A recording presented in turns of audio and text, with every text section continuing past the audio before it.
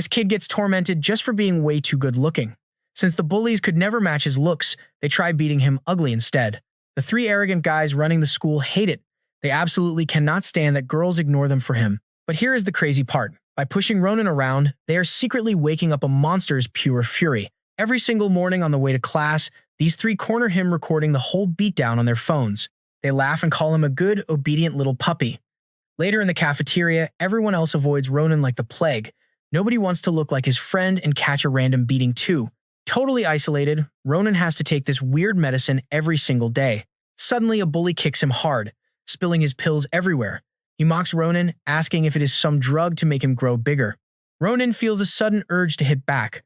Just for a split second, the bullies actually think they are in trouble. But something deep inside Ronin stops him cold. The bald guy just smirks and uses him as a literal punching bag instead. Then a blonde girl steps up.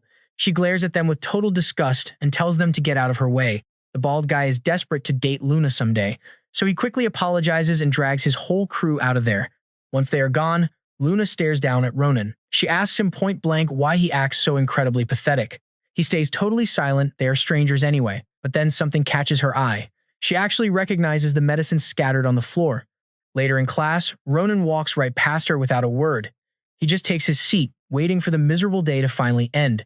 The other girls are gossiping about some viral video. A supposed monster spotted in the city, obviously a fake, right? Back home, Ronin covers up his bruises. He cannot let his family see the damage, but he misses a spot.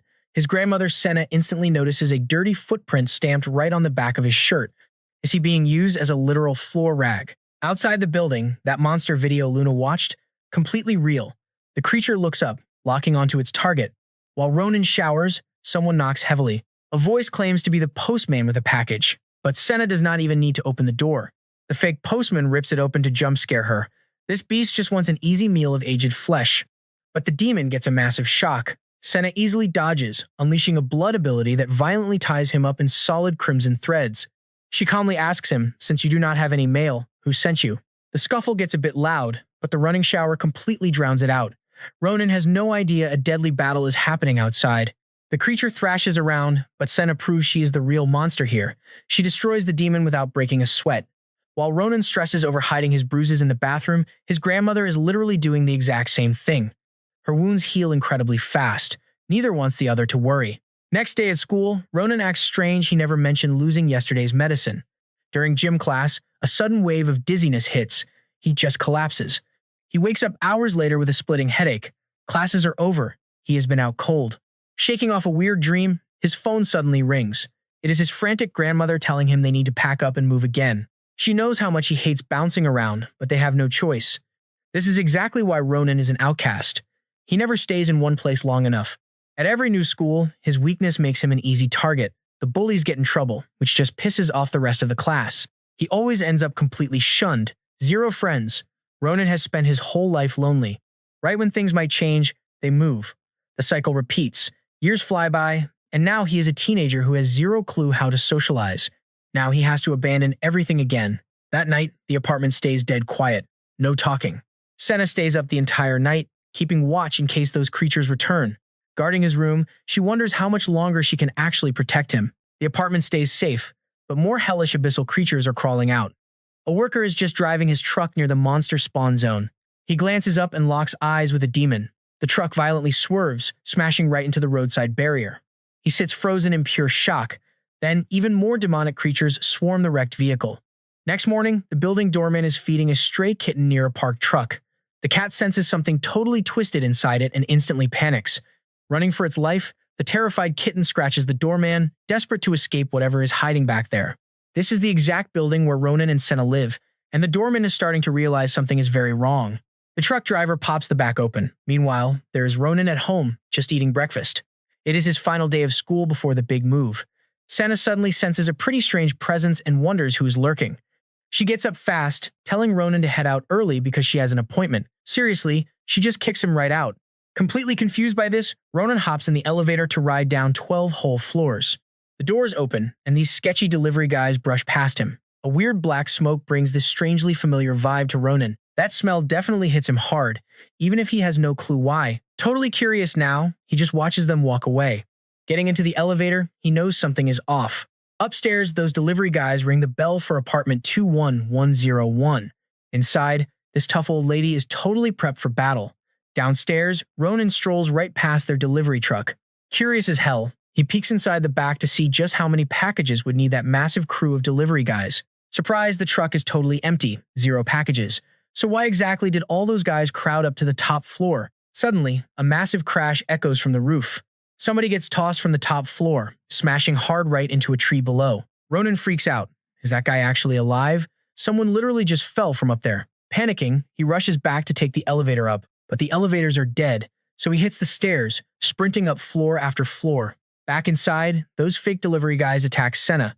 She hid her powers so her grandson would not notice, but now she goes all out. She slices every single creature apart using bright red threads. These monsters honestly stand 0 chance, and attacking her just makes her mad. Once they get dropped, the creatures literally turn to smoke. No bodies get left behind at all. One final monster lunges and actually lands a hit on her. She backs off, launching her threads again. But surprise, this last beast is absolutely not normal. The whole design is different. A Shinigami maybe? It warns her the army of the king is arriving soon, so fighting back is a pretty huge waste of time. Senna is angry and impatient. She just chokes the creature with her threads and completely pins him to the ground. She calls it absolute foolishness. The angry monster strikes back at the grandmother, demanding to know where this key is. They clearly want a key. This invincible old lady is actually taking pressure from this thing now. Fueled by pure rage, Senna catches the monster off guard and binds it from behind with her threads. She tears into the creature, demanding to know who the hell this king is. Meanwhile, Ronin finally stumbles onto the top floor after climbing forever. Running up all those stairs almost makes his heart explode. He reaches the door and tries pulling it open, but his grandmother physically stops him. She pushes back, "Do not enter." That tiny distraction lets the demon shove a hand straight through her chest. Outside, Ronin is still screaming to get inside. Senna strikes right back and literally rips the creature's arm off. Now the monster figures out that the key might be the kid out there, so that is why she kept him away. Hearing that, Senna completely loses her mind and unleashes everything. Confirming its theory, she grabs its head, swearing that anybody who knows too much has to die. Down below, the doorman spots blood on the trees, and here's where things go completely off the rails. A monster jumps Ronin at the door. Grandma won, but her wounds are incredibly bad. Sudrono, another creature, busts Ono, using her grandson Ronin as a human shield. She stays dead silent, so the beast asks if the kid matters. Senna just begs him to let the boy go, offering herself in his place. The monster obviously does not trust a single word she says, keeping a blade to Ronin. Senna flashes her raw power right in front of him. Ronin has never seen this before in his life, totally shocked that his fierce grandmother is hesitating. The demon instantly slashes Senna's arm right off. Ronin screams out in pure horror and actually bites the monster, ripping a huge chunk of flesh away. The beast simply swats Ronin away, launching him hard into the wall. Seeing her boy get hurt, Senna panics and drops her guard completely. The monster strikes fast, impaling her right in front of Ronin's eyes. Freaking out, he tries to shield his grandmother and takes a brutal stab directly to his chest too. The creature thinks it just wiped out the entire bloodline, but doing that awakens an aura infinitely more terrifying than anything it felt before. Looking back, the armless old lady is suddenly changing into something else. She extends her hand, weaving thousands of red threads that lock the demon in place. Crushing her fist closed, the threads compress, ripping the creature into a bloody mess. Bleeding out on the floor, Ronin watches his grandmother use this godlike power and is genuinely terrified. But honestly, they might both just bleed out right now. Ronin barely has any time left to process this. His mind just completely blanks out. Suddenly, he gets this intense vision, monsters and nightmarish creatures tearing right through the sky. It is a brutal war between beasts and warriors who clearly aren't human either, and these knights carry the exact same marks he once saw on his grandmother, Senna. Maybe he is seeing someone else's past. Senna is right there, running for her life with something held tight before throwing herself into a vortex and vanishing forever. Floating in this endless darkness, Ronin watches memories that definitely do not belong to him. But then, his own past starts bleeding through. He was not always this weak kid. Back when he was really young, he actually fought back when someone pushed him too far. Some mother once screamed at him for hitting her son, but Ronin knew the truth. He only fought back because he was totally wronged. When they walked away, it left him feeling completely isolated, like he was alone in this massive world with absolutely zero protection. Cut to Senna, holding her grandson close. She sees this awful wound on his back. With her eyes red and pouring tears, she decides to do one final thing to save the boy she loves. Getting ready for what comes next, Senna whispers that the rebels still control everything here. The gateway to this world is about to rip open again as her energy flares up. She flat out admits she is out of options. She has to return the weapon she originally took from the little prince, sending him back out to the battlefield entirely alone. A bright red flame sparks in her hand, and she pushes it straight into her grandson's fragile chest. Senna tells him this power is his true destiny. Those heavy chains shatter instantly, and raw energy surges through him. But when she reaches out to touch Ronin one last time, his body simply gives out. This is his tragic end. Goodbye, my grandson, she says, I love you. Hours or maybe even days pass by in a blur. Ronin finally snaps awake, only to realize his grandmother is completely gone. Sitting alone in an empty house with a totally blank memory of the past few days, he drags himself to the police station to report her missing. And Ronin keeps going back to that station over and over. He is desperate for any scrap of information about where she went. She just vanished into thin air. He desperately tries to convince the cops that she was taken and some literal monster is to blame. This huge creature totally kidnapped her, but the officers just assume the kid is pulling a prank. They actually scold him for joking about something this serious. Furious that nobody believes a word he says, he heads home empty-handed every single day. He tries to get some sleep, but those flashes keep waking him up. Terrible nightmares from that specific day haunt him the second he closes his eyes. Ronin practically stops sleeping entirely, completely unsure if what he saw was a dream or absolute reality. A few weeks just drag by like this. Pestering the cops for updates has become his new normal routine. Eventually, they force him to go back to school, sending him right out of the principal's office. One of his classmates looks shocked to see him back and asks how he is holding up. Watch him here, Ronin gets this sudden sinking feeling in his gut, though he has no idea why.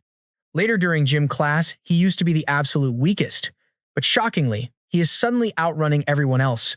He moves like a totally different person. The other students cannot even come close to keeping up. But that creepy feeling of being watched never fades, and he just cannot pinpoint the source. Even as the school day drags on, that heavy stare stays glued to his back. Somebody is definitely watching him. While looking around for the stalker, he bumps into Luna, easily the prettiest girl in school, who asks if he needs help. Feeling pretty suspicious, Ronin says no. Then they quietly walk down the hallway together. Luna gets a bit curious and brings up the daily meds he usually takes after class, noticing he stopped. Ronin just shrugs, saying he feels way better, so he dropped them. Actually, now that he thinks about it, he hasn't swallowed a single pill since Senna vanished. That sparks a wild idea in his head. He literally vaults right out the open window, shouting that he has something super urgent to handle. Moments later, Luna finds the school bully on the stairs. This guy is completely obsessed with her. The idiotic bald student spots her and his face instantly lights up. He tries playing it friendly, but she completely ignores him, walking right on past. Walking down the hall, she mutters, "It is actually a good thing." Later that night, Ronin stands alone outside, replaying the weird school events in his head. His body just feels different now, way stronger. Glancing across the street, he suddenly spots Luna working her part-time job. He had zero clue she works so close to his own house. He hesitates, debating if he should just walk over and say hi. But then, he spots an old lady behind him collecting cardboard. Being a nice guy, Ronin offers to help her out. Looking closely, he thinks she really resembles his missing grandmother. Catching himself staring for way too long, he quickly feels embarrassed. He awkwardly looks away, finishes stacking the boxes, and takes off. Meanwhile, some guys from his class stroll right into Luna's convenience store. Luna clearly cannot stand these guys. They loudly demand some drinks and cigarettes, so she coldly stares back and asks to see their identification. These punks thought their school reputation would earn them a free pass. Furious at being denied, the blonde guy threatens to beat her up later. His friend quickly warns him the school bully likes her. If he tries anything, he is totally dead. Kicked out empty-handed, they stand fuming on the sidewalk, while the blonde throws a massive temper tantrum. His friend suddenly points across the street toward a homeless lady. Some punks walk up to a local street vendor, offering her cash to buy them smokes and booze. Even though she is struggling, she flat out refuses, telling them kids have no business drinking or smoking. The kids throw a massive tantrum, telling the poor woman to just take the cash. Ronin happens to be nearby, and watching these brats mistreat her instantly makes his blood boil. He pulls the lady away and tells her to just head out. The punks immediately round on him, demanding to know why he is playing hero. What, is that old lady his grandma or something? Seeing they completely ruin the cardboard she worked so hard to collect, Ronin absolutely loses it. But these bullies just find it hilarious to see the class weakling angry. They drag Ronin into a nearby alleyway, promising to teach him a brutal lesson. They shove him down hard. One starts kicking him, while the other plays lookout just in case someone walks by. Ronin takes the beating, But something snaps deep inside. With every single strike, he changes. The bully kicks his head and immediately realizes he messed up. Ronin grabs the guy's foot and squeezes hard enough to shatter it. Hearing the agonizing screams, the lookout comes rushing over, frantically yelling out, "What is he doing to his friend?" Ronin looks completely out of it, shocked by a violent strength he never had before. Freaking out over what just happened, he bolts, wondering what is wrong with his body. Stopping at a park near his house, memories flood back. He remembers the night he took a fatal wound and somehow survived. And now he has this strange, overwhelming power like he is suddenly invincible. The very next morning, Ronin simply heads back to school. Turns out those punks share his classroom. The red-haired guy is having a crisis trying to process last night. The bully marches right over to demand some answers. Getting annoyed, he yells out, "Why is this massive loser?" completely ignoring him. His buddy got crippled, and it is entirely Ronin's fault. The whole class awkwardly watches this unfold. Getting ignored again, the bully asks if he wants to die. Just then, another classmate chimes in, politely explaining that Ronin is dealing with a really rough situation right now. His grandma actually went missing, so could they maybe give him a break? The furious bully slams the desk. Who does this guy think he is, giving out orders? Right at that moment, Ronin finally snaps and shoots him an ice-cold glare. The bully instantly feels his entire soul freeze over. Pure gangster intimidation right here. Utter terror takes over, and his legs refuse to move. It feels like Ronin could murder him with just a stare. He scrapes together some courage and scurries away. His friend notices Ronin is totally different. He is basically a brand new guy. The dude actually had the guts to face down those bullies. Later that night, a guy is walking his dog. The animal spots someone sprinting by and tries to attack, but its aggression instantly melts into pure animal fear. After sprinting for a while, Ronin finally arrives at an abandoned building. He steps inside, planning to test out a few crazy theories about his body. Heading up to the top floor seems like the safest bet. Up there, massive metal beams are scattered everywhere. He pulls back his hood, letting the bright moonlight wash over him. Spotting a massive steel beam, he decides to try moving it. Now, for a normal high schooler, absolutely impossible. He puts his entire back into it, but the thing refuses to budge. A part of him hopes nothing happens, that he is still just a normal kid. But look, the steel bar is visibly dented. He tries again, pushing harder as wild markings flare up along his neck. With one massive heave, the heavy bar leaves the ground. His true power is fully awake now. He hoists it overhead, balancing the insane weight with one single hand. His eyes glow brightly. He still has no idea what is happening. The next morning, the bully with the busted leg hobbles into class. Everyone starts crowding around. Was he mugged? How did he get hurt so badly? His blonde buddy demands to know what really went down. Did the guy kick a brick wall or something? While the blonde guy glares silently at Ronin, the injured punk panics and shushes him. He frantically whispers, "Keep your voice down. That freak might hear us." Then he totally pivots, nervously claiming he needs to study right this second. His buddy knows this guy has never touched a book in his life. Plus, it is completely upside down. Confused, the blonde bully starts rethinking exactly what he witnessed that night. That icy stare was just completely unnatural.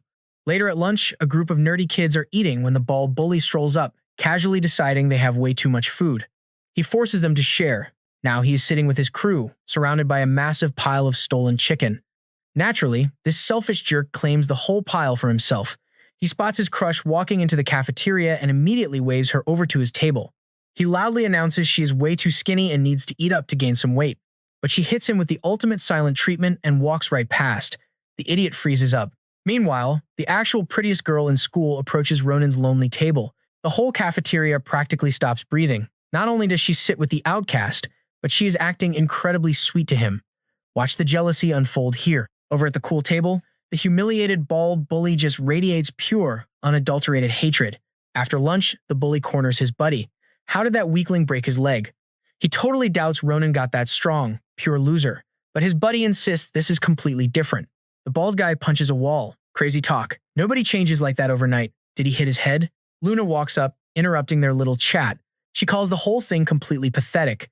Pure childish behavior. They loved beating Ronin when he was weak. Now they are terrified. She tells them to just admit the truth. The bald guy laughs off her joke. He claims Ronin is faking this tough act. Soon enough, he will put him down. Luna smirks and challenges him, go show the loser who is actually boss. The bully asks why she is comparing them. She steps closer. Be honest, it is perfectly okay to admit you are scared. Her provocation hits the mark. He just smirks, claiming that Ronin totally messed with everyone's head lately. He is ready to hand out some brutal therapy. Time to teach her a lesson. Later that afternoon, Luna texts Ronin with one clear instruction: meet at the back gate after school. If he bails, the bullying will never end. This rumor spreads fast, letting the whole school know a fight is happening. Kids are glued to their phones. They are incredibly hyped, secretly hoping the school loser finally wrecks their worst tormentor. Unlike the old days, Ronin is not nervous at all. This is just completely senseless.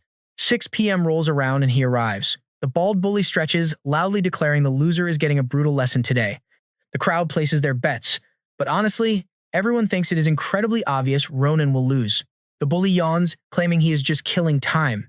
He tells Ronin to make this fun. Please last a while before getting broken in half. Ronin stays dead silent. His icy stare and clenched fists do all the talking. The crowd begs for the match to start. This is going to be hilarious. Their cheering just inflates the bully's ego. He absolutely loves showing off. To flex even harder, he announces that fighting someone this pathetic is unfair. Now pay attention, because the arrogant guy makes a crazy offer. To even the odds, Ronin gets one free hit. Right in the face, perfectly undefended. He promises to stand still, turning this into pure comedy. Only 2 people in that entire crowd are worried. The kid with the broken leg knows firsthand this monster is not normal. Bursting with pure arrogance, the bully begs for the punch. He just waits, a blur of motion. The sheer wind pressure contorts his face before the fist even lands. Teeth shatter as he launches flying backward. The crowd freezes in absolute shock. The kid with the broken leg gets his fears confirmed. The tough guy gets folded in a single strike. He catches massive air before crashing violently into dirt. He looks literally dead. Furious, Ronin grabs his shirt. Get up right now, you absolute idiot. We have not even started yet. The entire audience watches in pure, unadulterated horror. This is the exact opposite of what they expected. Ronin glares down, his fists dripping with well-deserved blood. The broken bully begs for mercy. Ronin calmly tells him not to panic. He will not kill him. He is just handing out a lesson. Ronin looks so terrifyingly cold that his breath freezes the guy. Are you cold? I am freezing. Meanwhile, Luna quietly watches this entire one-sided massacre unfold from the school rooftop. She smirks, noting the outcome is exactly as she predicted. But trust me, the real chaos starts later that night. Some bizarre creature is actively breaking into an apartment. Meanwhile, Ronin gets home but runs into his only friend. The guy hands over a forgotten backpack, asking if he is all right. He honestly points out how drastically Ronin has changed lately. Those honest words hit hard. Ronin walks home, seriously wondering if he really is changing. He processes today's brutal fight. He does not love being violent, but honestly, he feels absolutely zero regret. Inside his dark apartment, that ugly creature is hunting for something. Suddenly, the front door clicks open. Ronin flicks on the lights, seeing nothing out of place. But the monster clings to the ceiling, waiting to strike. The second he looks away, the beast lunges. But surprise, Ronin already knew it was there. The demon demands to know who he is. Ronin asks the exact same question. Then, an instant all-out brawl.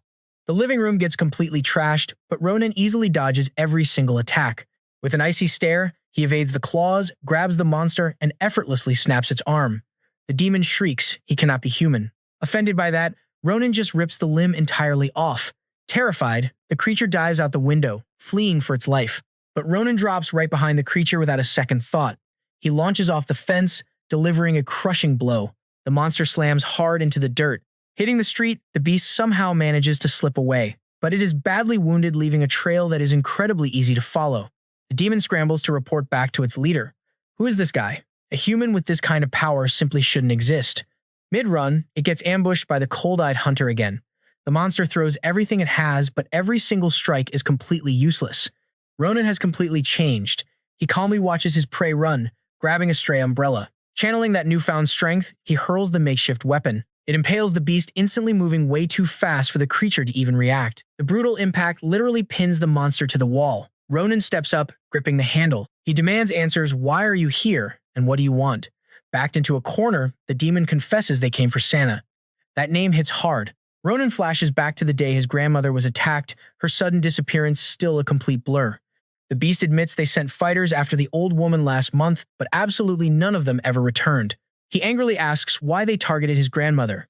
The monster clarifies they were not hunting a grandmother, but the former general of the guards. The demon stares in shock. Is Santa really his grandmother? Furious about the attack on his family, Ronin refuses to answer and just glares. Panicking, the demon yells out that they need the key. She has it, and they were ordered to take it back. His stare turns downright deadly as he demands to know where the rest of the attackers are hiding. The beast snarls back that they are beyond the portal. Then it taunts him, "Shouldn't you already know that, fellow demon?" Ronin calls pure nonsense on that. How could he possibly be some monster? The demon just screams back, "Take a good look at yourself. Are you absolutely sure you are human? Look down at your own hands, man. What human could pull this off?" Those words get under his skin. Ronin checks a shattered mirror on the ground, and that twisted reflection makes his entire reality crumble. Is the beast actually right? What if he really isn't human anymore? Ronin starts wondering if he truly is the monster here. Right in that moment of distraction, the creature seizes its chance and bolts. Ronin completely misses it. A tired worker walking through the rainy alleys spots a guy standing out there without an umbrella. Luckily, the passerby is just confused by the creepy vibe, while the demon scuttles into the sewers. Left alone, Ronin takes off running. He stumbles blindly through the storm and crashes hard. A nearby mother and her child check on him. Terrified, the kid points out his weird face to his mom. Ronin's eyes look entirely demonic now, and he frantically tries to cover up. He ignores them and sprints away. Meanwhile, deep in the underworld, abyssal beasts and violent lightning rip across a dark sky. But the threat is not over welcome to the actual demon realm. That battered creature successfully returned with urgent news. It is the first scout to return alive. A fellow demon immediately orders it to deliver the intel straight to their leader. Bowing low, the monster reports Sana is dead. She is completely gone from the human world, but he did find a boy carrying the exact traits of that old traitor. They angrily ask why he left empty-handed. Humiliated, the scout admits capturing him was impossible. The power gap was just too insane. Did he really lose to a mere human? The scout insists that guy was absolutely not human. His breath felt colder than the deadliest demons around. That exact detail catches someone's attention. Enter Demon General Chin. He steps forward, demanding to know if this cold breath intel is actually true. Shaking, the monster swears he would never lie to his general. It felt like pure fire freezing his flesh. Hearing enough, General Chin casually executes the poor scout on the spot. Those glowing red eyes show zero mercy for a servant bearing bad results. The sudden execution absolutely terrifies his most loyal guards. The demonic leader orders them to never repeat that description again. Cold breath that burns like fire? Utter nonsense. Finally, the imposing figure on the throne stands up, pondering those final words. Cold fire and a missing heir. He realizes the truth: the descendant of the very first king is actually still alive. Monsters and humanity have been at war since the dawn of time. These abyssal beings fought mankind back in the Dark Ages. At one point, the rift between their worlds ripped wide open, leading to an absolute bloodbath with countless innocent victims. But when the war ended, every single gateway to the human realm was slammed shut. Millennia faded away, leaving demons as nothing but ancient myths for modern humanity. But no matter how long the peace lasts, those borders are destined to fracture. Make no mistake, those magically sealed entrances are about to burst wide open. Back in the human world, humanity is supposedly doomed. Ronin rushes straight to the police station. Cops manage to track down security footage of his grandma taken right after she completely vanished. They asked if she was dealing with some illness, since the camera caught her at an underground pharmacy. That jogs his memory. She used to give him these strange black pills all the time. He gets the cops to email him the exact address and bolts straight for that location. Time to do some digging. Whoever sold her those specific drugs might actually know what happened. After endless searching, he finds the sketchy spot. The seller demands his identity, but Ronin just drops Sana's name. Hearing that very name, the merchant immediately tells him to stop and stay right there. A few seconds pass. The dude totally abandoned his own shop and made a run for it. Ronin immediately gives chase through the alleys. Vaulting over cars and walls, he stays right on him. Nobody outruns a little monster like Ronin. Getting ready to attack, the runner suddenly stops dead at the mention of his grandma. He asks the boy to repeat himself. Ronin confirms Sana is his grandma and she bought those pills. Stunned, the merchant finally starts talking. That medicine comes with heavy side effects. It exists purely to suppress demonic powers from showing up. Escaped underworld demons are weak in this realm. They pop those pills just to blend in perfectly with normal humans. This hits Ronin hard. Does taking those pills mean he is actually a demon himself? Is he truly not human at all? Meanwhile, the merchant realizes this must be the kid Sana smuggled through the dimensional rift. Ronin demands to know the real story behind his grandma. But wait for this wild plot twist. Turns out, Sana was the Demon Kingdom's greatest warrior general of the Royal Guard. Then came the day of total betrayal, an unforgivable act against the very heavens. The king's younger brother, raised an army and stormed the palace. Loyal guards tried defending the throne only to burn to ashes. The king and queen eventually fell. Slaughtered thousands of loyal followers just to seize the crown. Just a handful of the old king's survivors managed to escape into the human world to hide in the shadows. These demons lived among humans for centuries. After hiding for a while, Santa managed to track him down. Cum constantly sent fierce assassins to hunt them. The merchant honestly thought Ronin was just another deadly envoy working for Cum, which perfectly explains the sudden marathon sprint. The guy openly admits it. He is basically just another fugitive demon trying to stay alive. He knew those hunters wanted something Sana possessed. When she stopped showing up, he started getting really worried. He had zero clue what went down. He nervously asks if something bad actually happened to her. Heavy silence. Ronin has to break the news that his beloved grandma passed away. The merchant warns they will never stop. Cum's forces will keep hunting down survivors, making Ronin their absolute top target right now. This just thoroughly pisses Ronin off because in the end, it was always about him. Later, sitting on a rooftop, he deeply questions his entire existence. Human or demon, it does not matter. They took away the most valuable person in his life. The hiding stops today. They are going to pay with their lives. That is his only goal now. Meanwhile, over in the demon world, scouts report no one returns alive from the human realm. They call it the passage of death. Two demons mock humanity's pure arrogance. Humans actually think they are completely safe just because the passage stays closed. They plan to easily conquer the human world the second that dimensional gateway finally rips wide open. A black-haired demon with red eyes figures Sana left the passage key with the former king's supposed deceased son. Cum realizes this child is their golden ticket. He immediately orders his elite soldiers to track the boy down. Back at his house, Ronin carefully digs through his grandmother's old belongings and all those precious family memories. A faded photograph of the two catches his eye. No matter where she came from, she remains incredibly special. He tucks the photo into his coat. She will always just be his grandma. Next day at school, rumors are spreading wild about him, completely crushing Sang-chun, the bald bully everyone absolutely despises. Suddenly, classmates who used to ignore his existence are acting all friendly and trying to chat. Ronin is pretty confused by the shift. His one old friend explains that the school dynamic totally flipped.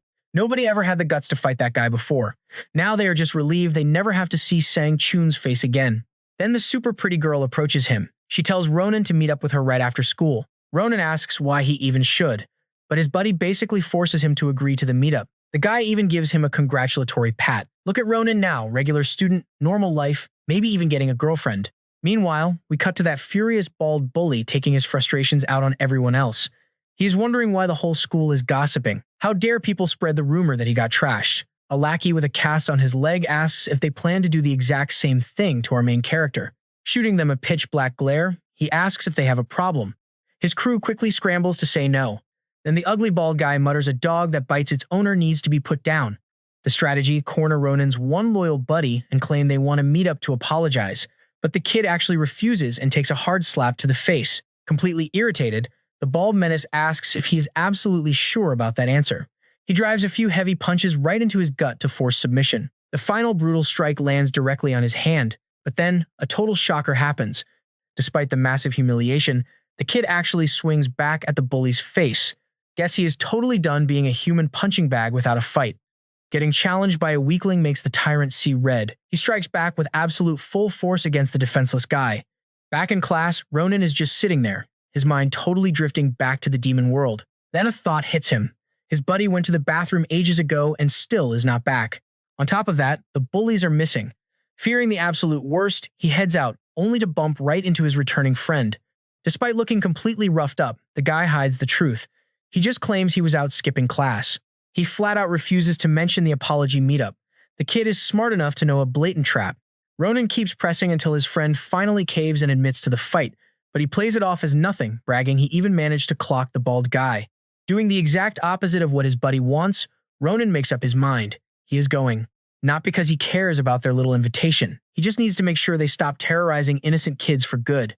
The kid tries to stop him at first, but then stops and admits Ronin has really changed. Seeing that confidence made him realize he cannot stay a punching bag forever. That is exactly why he fought back today. He genuinely wants to get stronger himself. His friend smiles through the bruised face, but Ronin sees right through it. Nobody taking a beating like that is actually happy. The whole situation is terrifying. Oh, and remember the pretty girl Luna? She wanted to chat after class, but he brushes her off, saying he has urgent business to handle first, and heads straight for the bullies. Somehow, Luna completely reads the heavy vibe in the air. At the exact same moment, things get weird. Shady hooded figures suddenly materialize outside the school gates. Students stare in total confusion, having absolutely no clue what these creeps want. Meanwhile, the bullies drag Ronin to an abandoned shed. They taunt him to walk inside if he is not a coward. Ronin steps in ready to chat, only to get instantly jumped from behind. Back inside the main building, those hooded guys are hunting. They literally sniff the air like dogs, tracking their prey. The regular students are completely oblivious to the lethal danger. Over at the shed, that cheap surprise attack completely misses. Ronin casually dodges, strikes back, and just starts sweeping the floor with these punks. He launches an iron bar with a kick so vicious it impales the ceiling. Then he knocks out the remaining thugs with single strikes. Terrified or not, they rush him again and get completely crushed. The bald leader backs up, sweating, unable to process this absolute beatdown. Watch his brain break. How could the loser one-shot his whole crew? Fixing him with an icy stare, Ronin motions for him to step up. And yeah, the bald guy proves he's gutless. Panicking, he reaches for a glass bottle, screaming that Ronin is a dead man. Our guy does not even flinch, but this little scuffle gets cut brutally short by the chaos erupting next door. The monsters drop their disguises and just start slaughtering. Hunting for a specific scent, these abyssal freaks start ripping through anything in their path, including Ronin's injured friend. Hearing the raw, panicked screaming from the main building, Ronin suddenly senses it. Pure demonic energy right on campus. Instantly worried about the other kids, he completely turns his back. And of course, the bald coward swings at him from behind. Even with the cheap shot, Ronin catches it instantly and slams the door shut, blocking the hit. He just gives them a chilling warning: if you want to live, stay in the shed, because things are getting deadly out there. Ronin snaps at him to shut his mouth, but the furious, humiliated bald idiot is now totally obsessed with getting lethal revenge. Teachers step into the hallways, ready to yell about the massive noise, only to freeze in absolute terror at the bloodbath. Kids are being slaughtered right in front of their eyes. These nightmares rip through everything moving, teachers included. Everyone is just meat while these things search for their key. Luckily, Luna is stuck in a different wing that is still demon-free. Then word finally reaches her. The entire other side of the school is crawling with a massive monster invasion. She doesn't even hesitate. While every other student is running for their lives, she sprints directly toward the chaos. Meeting the first demon head-on, she cleanly dodges its strike and whips out a leg blade, slicing right through it. She vaults right over the beast, grabs it by the neck, and yanks her razor wire totally taut. Just like that, the creep is dead. This perverted monster was busy sniffing a student's neck while his friends bolted. That poor guy was seconds from death, but Ronin suddenly shows up and smashes the fire alarm. Big mistake. The noise immediately draws the monsters, and they fiercely lunge at him. His plan is to run and kite these freaks away from the others. But along the way, his old bully decides to ambush him. Before the bully even realizes it, a monster snatches him up, using him as a hostage to halt our protagonist. Honestly, I would just let the trash take itself out. But this idiot student is now screaming his lungs out for help. He begs for a rescue. Ronin casually stands there and asks why he should bother helping. Pure terror flashes across the bully's face. Suspended high in the air by this beast, he cries out that he made a huge mistake. He begs and pleads for his life. In what he thinks are his final seconds, he realizes Ronin has vanished. He actually thinks Ronin bolted. But an instant later, Ronin smacks the creature hard, frees the jerk, and unleashes a brutal barrage of punches. The impact literally shatters the solid drywall. The bully just sits there, completely frozen by this raw power display. Reality check. The guy he wanted to jump is operating on an entirely different, unimaginable level. With the monster dead, the only thing left of this fight is the bully shaking violently on the floor. Terrified, he asks if Ronin is even human anymore. Ronin might have his own doubts, but he answers yes. Before they can process it, another beast slams right into the drywall. Looking over, they spot the beautiful girl completely wrecking the horde. Classic anime logic right here. Ronin is just stunned by her absurd strength, until the girl finally glares over at them. Catching them just standing around, she flat out calls them entirely useless. Then she literally leaps off the bully's face, knocking him out cold on the tiles. She tells Ronin she has the inside handled. He needs to run straight out of the building to draw the horde's aggro away from her. Ronin seems totally confused by this plan. She snaps back, asking if he is seriously too dumb to notice these freaks are specifically hunting him. Simple logic. If he leaves right now, they naturally follow. Ronin desperately wants to ask a dozen questions, but a fresh wave of monsters blocks the hall. She screams at him to get moving toward the school gym immediately. Knowing he has to fix this, he simply dives out the window and sprints toward the gym. Getting there, he glances back, wondering why nothing followed him. Suddenly, they all rain down from the windows above, swarming him so fast he can barely throw a block. Pinned down by the hideous creatures, thick monster drool splatters across his face. Just in time, the girl's razor wire snags the beasts, yanking them backward and crushing them into the wall. Ronin demands to know who she is and how she is this strong. But Luna shoots him down, saying questions have to wait. They have way bigger problems to deal with, because an absolute army of monsters is flooding the zone. We are talking dozens upon dozens of freaks. The two of them are hopelessly cornered now. Disgustingly, the monsters start merging together, forming one colossal beast covered in eyes. Luckily, this gross transformation buys them time to hide. While the giant eye monster is distracted, Ronin frantically wonders how they can even scratch this absolute unit. Luna quickly whispers a crazy plan to him. A second later, she steps right out of hiding and yells at the monster, calling it loud, ugly, and totally annoying. The furious monster swings its massive hand down for a totally fatal strike. It fully plans to crush her into paste, but she smoothly rolls away and drops the massive stage curtain directly onto its head, completely blinding it. She looks up. Your turn, she yells at him. Hanging from the high rafters, Ronin rips a heavy iron pipe right off the ceiling framework. He plummets straight down, using the massive drop to impale the blinded beast. And here is where things get really dark. Inside the school, the students are completely wiped out by a shadowy boss monster casually carrying a victim. Peering straight through the glass, it senses a strange new energy from the gym. Maybe it just found its main target. Back on the court, the giant eye monster is finally dead, completely skewered to the floorboards. Luna and Ronin watch closely to ensure it stays down. Ronin wonders if his grandmother crumbled to ashes just like this demon. Luna interrupts, saying they really need to move to a safe zone immediately. But right before they take off, Ronin hears a scream. It belongs to his only friend. He finds him bleeding out near the gym door. Our boy rushes over, asking what happened and why he is losing so much blood. Meanwhile, Luna spots the shadow beneath them and warns that this darkness is definitely not normal. He questions why that matters. Then his buddy starts screaming in sheer agony. So he ignores her warning to help his friend. And exactly like she predicted, something terrible happens. A massive shadow looms right behind them, a demon gearing up to strike. The terrifying creature drives its giant hand straight through both boys. Luna screams out his name, but they both collapse. It looks like Ronin and the glasses kid are finished. This sickening feeling matches the exact day he lost his grandmother. Is he really going to lose someone else important? Memories violently flood his mind while Luna keeps screaming for him. He flashes back to the happy times spent with his grandma. Those were the little moments that genuinely warmed his heart. For his birthday, he literally just wished to live happily with her forever. But those happy memories suddenly turn into a nightmare. His grandmother is no longer in this world. His happiness is entirely gone. He tries to touch her arm just one more time, but she instantly crumbles into ash. Before fading away from his mind completely, she tells Ronin he has to protect the entrances to the other world. The painful memories and sheer anger awaken a hidden power he never knew existed. Blue flames explode from every side of his body, putting the demon on edge and completely terrifying Luna. Both the girl and the demon know instantly that Ronin has changed. With a single step, he freezes absolutely everything around him.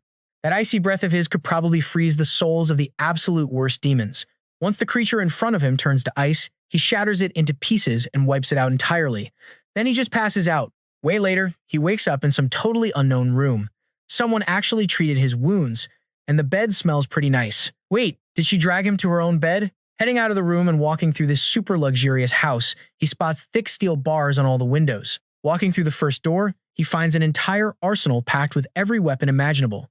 Yeah, there is no way this house is normal. Is this firepower a little overkill? Hearing someone approaching, he quickly hides and grabs an axe to defend himself. Ronin gets ready to swing, fully prepared to take out whatever comes around the corner. But the terrifying creature is actually just a beautiful girl. Is he really going to strike her? A few minutes later, he finds himself staring at a highly suspicious painting on the wall. When she finally gets dressed and comes downstairs for a chat, our guy really starts to wonder. Who exactly is this girl, and how does she fight so incredibly well? Luna bluntly admits she thought he was going to die back there. Honestly, with those insane injuries, she still thinks he might drop dead at any second. Sitting on the couch, she says his survival is practically a miracle. Our protagonist admits he cannot remember a single thing that happened. Striking a pose that is honestly pretty distracting for me to look at, she says forgetting is probably for the best. After chatting a bit more, Ronin sincerely thanks her for the rescue. She jokes that he was acting awfully aggressive toward his savior just a few minutes ago. But our demon boy desperately needs to know about Yunyang, his friend, who also took a giant hand to the chest. Luna smiles, saying she fully expected him to ask. She assures him his friend is totally fine and getting treated somewhere very safe. Our hero double-checks if she is being serious. She says yes, and Ronin immediately breaks down crying right there without even caring how it looks. He admits it is a massive relief to hear those words.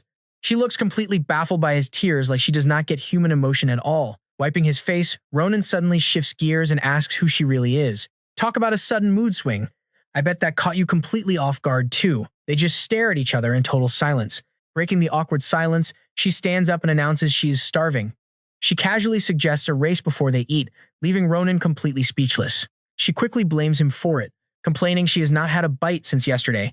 She jumps up and gets ready to head out. She yells out, asking why he is acting like this and where he thinks he is going. Ronin fires back that he cannot just crash at a total stranger's house. Luna steps right in his path, pointing out his ridiculously sensitive condition. She says leaving is suicide since he might not even survive until tomorrow morning. He is only leaving this house if he manages to get past her. Clearly irritated, Ronin takes a swing and almost clocks her right in the face, but one fierce glare from her somehow tears his chest wound wide open again. She smugly points out that this is exactly what she meant. Slamming him to the floor, she asks if he seriously thought he could win even at full health. Pinned down, he vents his frustration to her. His grandma is dead, his family is gone, and now innocent kids got hurt because of his weakness. Luna confidently declares that she will be his guardian from now on. This completely blows our protagonist's mind. She warns him that starting today, he is her official guest.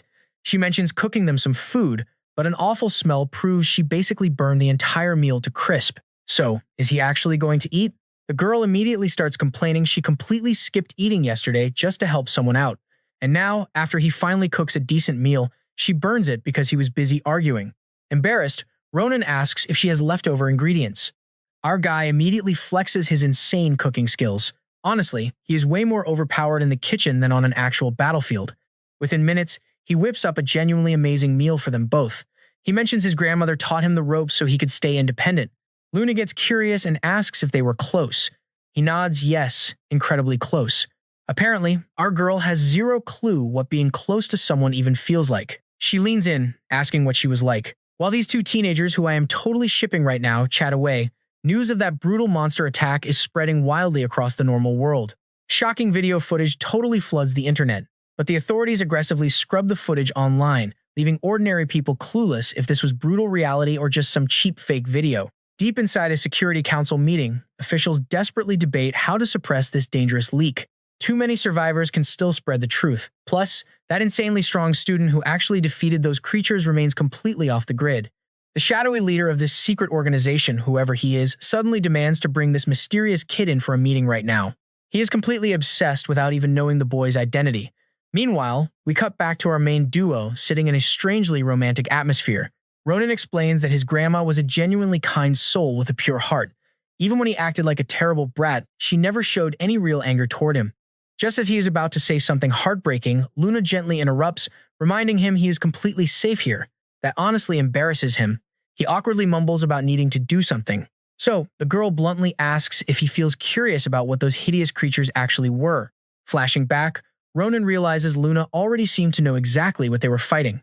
Looking at all these heavy weapons lying around, the scary possibilities finally hit him.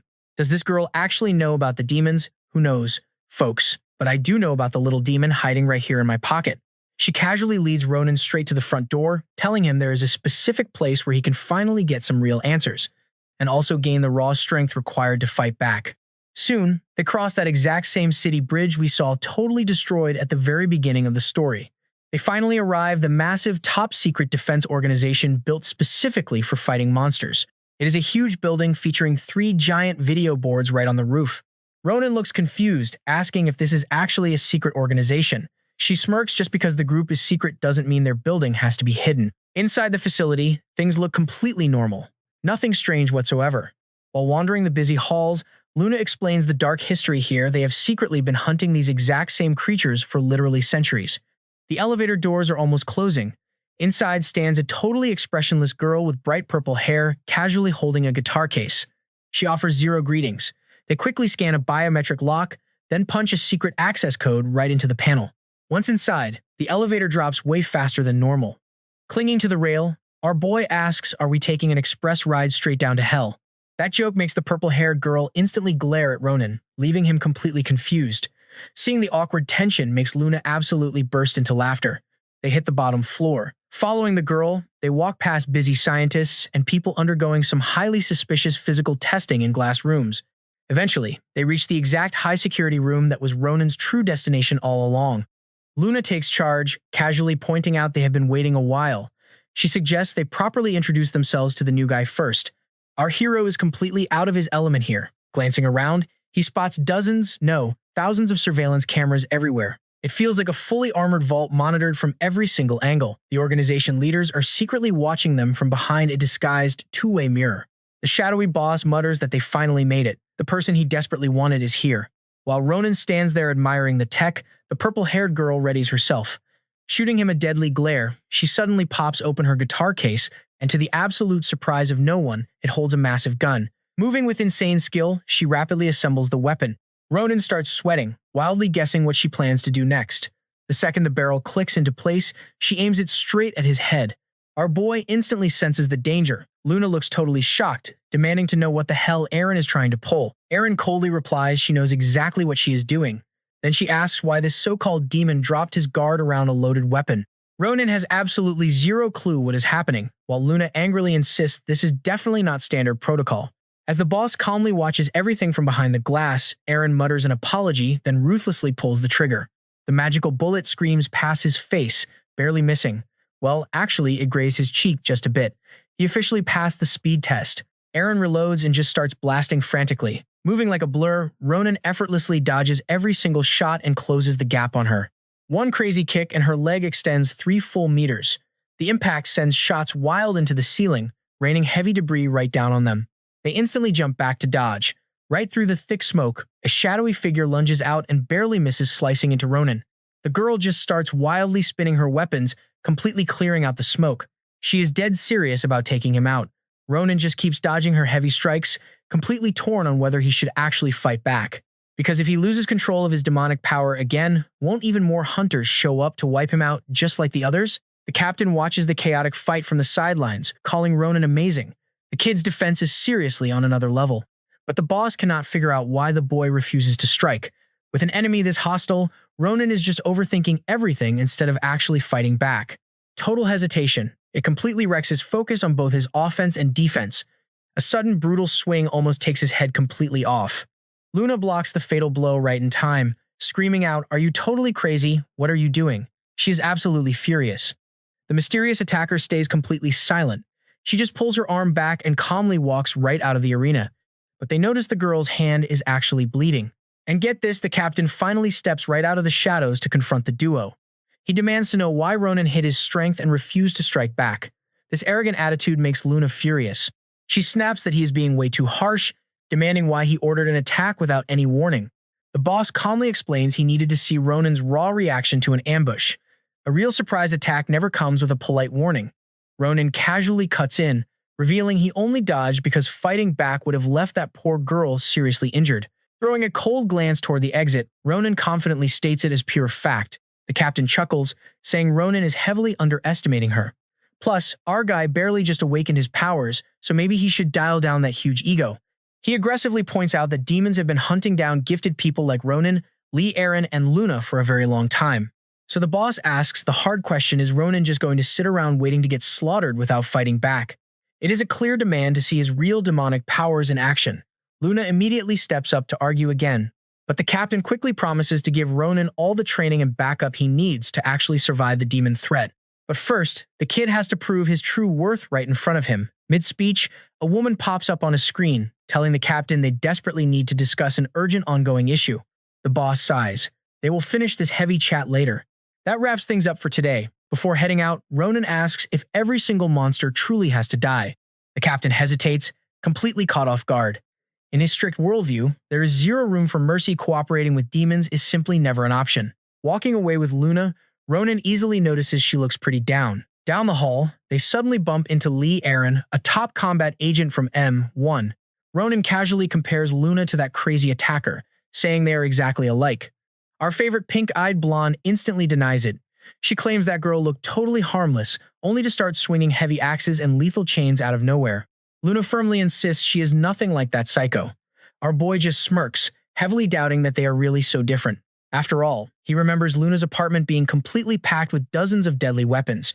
Even our blonde hero cannot argue with that hard logic. Nice try. She completely dodges the point, pointing back and insisting that the axe girl is the terrifying one. Dropping the jokes, Luna seriously admits she never would have accepted a cheap ambush order. The two are definitely getting much closer. Mid-chat, a medical squad rushes past with a covered patient. Ronin gets a weirdly familiar chill. He definitely knows this guy from somewhere.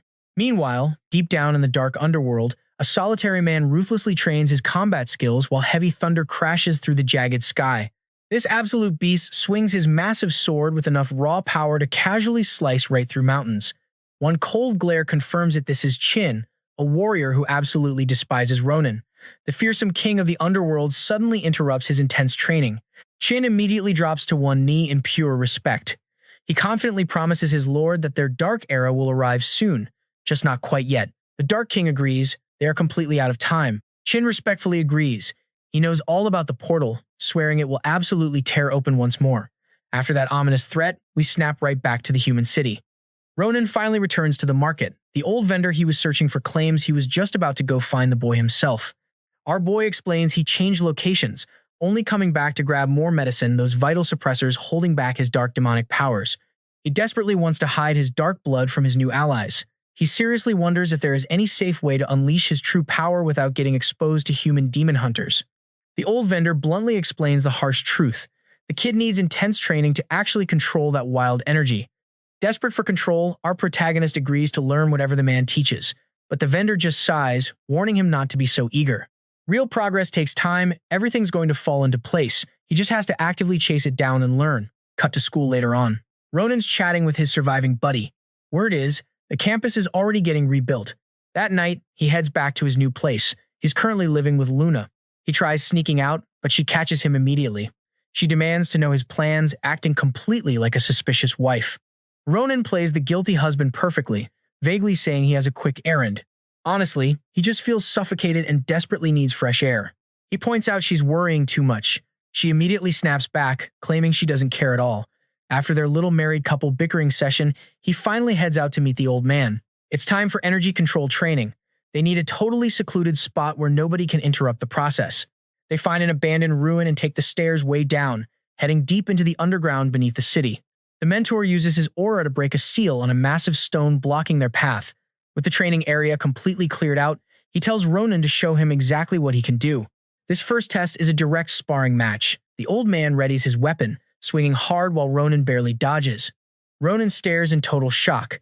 That simple wooden staff the old guy's holding actually stretches out, practically glowing with intense green energy. He knows this is dangerous. The old man suddenly ramps up his speed, dropping that harmless act completely. A flurry of quick strikes comes down, but Ronin evades them all. Seeing this, the mentor pushes his speed even higher. The old man figures it out quickly. The kid literally can't attack unless he's furious. He just refuses to fight back. If he refuses to throw a punch, he'll never survive as a real warrior. The mentor turns his attacks downright ferocious, brutally backing the kid right into a solid wall. Then comes an unavoidable strike. A perfect hit Ronin can't dodge. Even completely trapped, he won't swing back. Time for psychological warfare. The old man purposely provokes him, asking exactly how Sana died. He mentions knowing she was mutilated, fighting the Demon King years ago. But it makes no sense. Why would the mighty Sana, the greatest warrior of the demon realm, die here? On Earth, fighting lowly demons? These questions hit Ronin incredibly hard. Grief washes over him, remembering his grandmother died just to protect him. The old man coldly mocks her sacrifice, calling it a total waste. Why throw your life away for someone so weak? That did it. The air in the room turns freezing cold, and Ronin heavily grips the spear. The mentor got exactly what he wanted. He tells the boy to take responsibility for Sana's fate, but right mid-sentence, the old guy finally notices that bone-chilling frost in the air. He realizes it instantly, without any doubt. That's the distinct mark of the former king's son. But get this. The truth finally hits him, completely stunning the old man.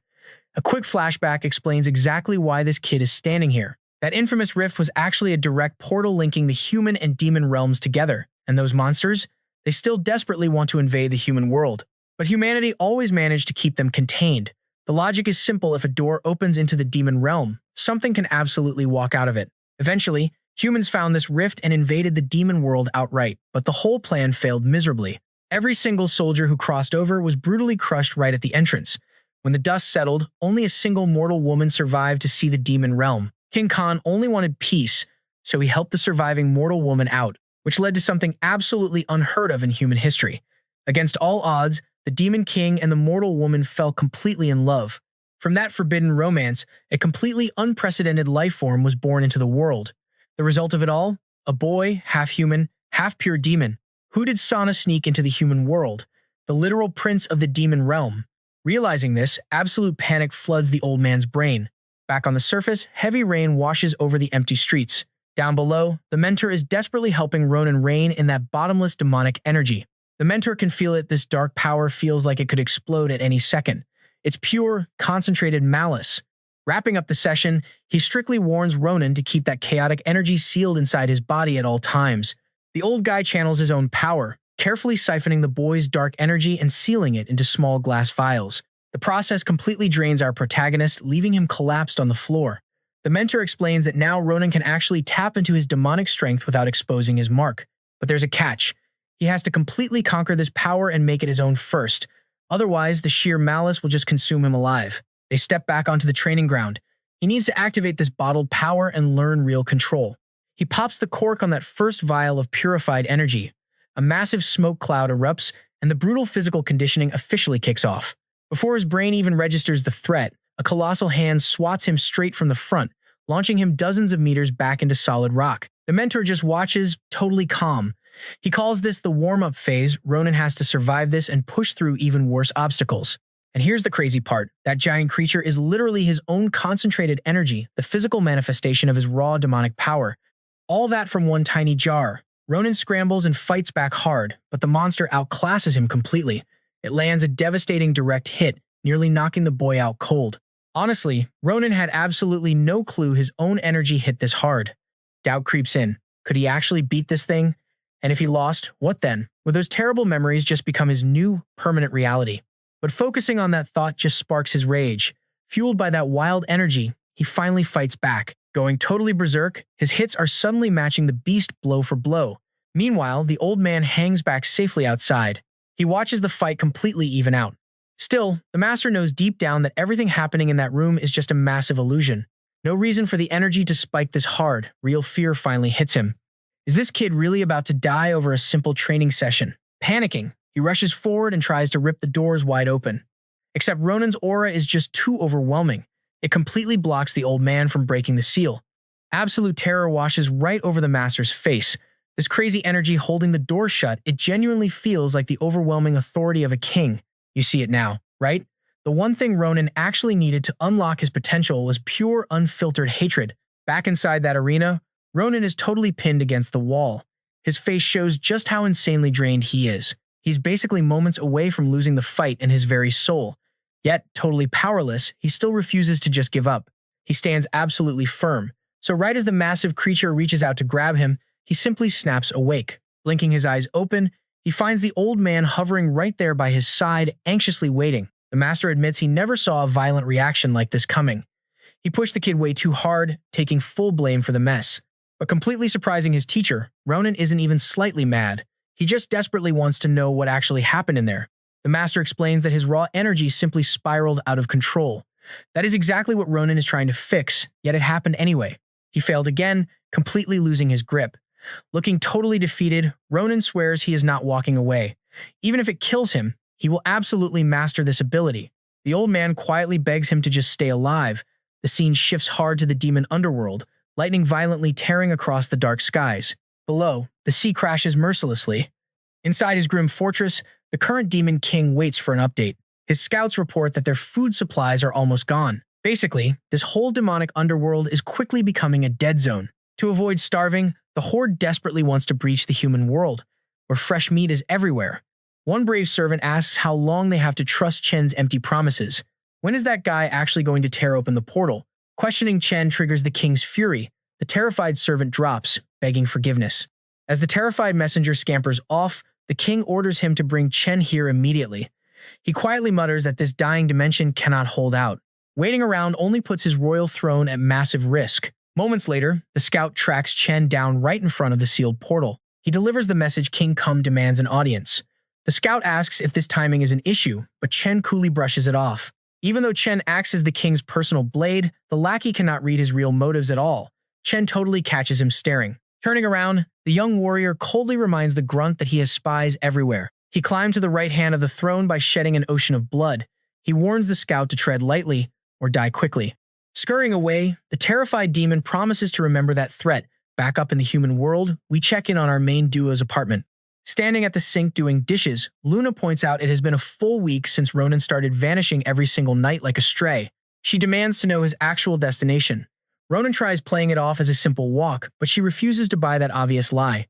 Despite her very real concern, Ronin keeps his dangerous training completely hidden. Luna sighs, saying she knows things are tough right now. Still, keeping secrets from each other just feels wrong. Her wording catches him off guard, making him question what they even are. You already know exactly where this unspoken tension is heading. Later that night, our hero heads straight back to the grind. This time, heavy clay pots are dangling from the cavern's ceiling. Ronin takes a stance and calls out that he is ready. Eyes dead serious, the master suddenly drops multiple pots straight down. The instant they shatter, a thick cloud of smoke floods the entire cave. The master yells out that these illusions run on his own energy. Ronin cannot afford to let his wild magic flare up again. Shadowy beasts emerge from the mist and strike, but he effortlessly weaves around them.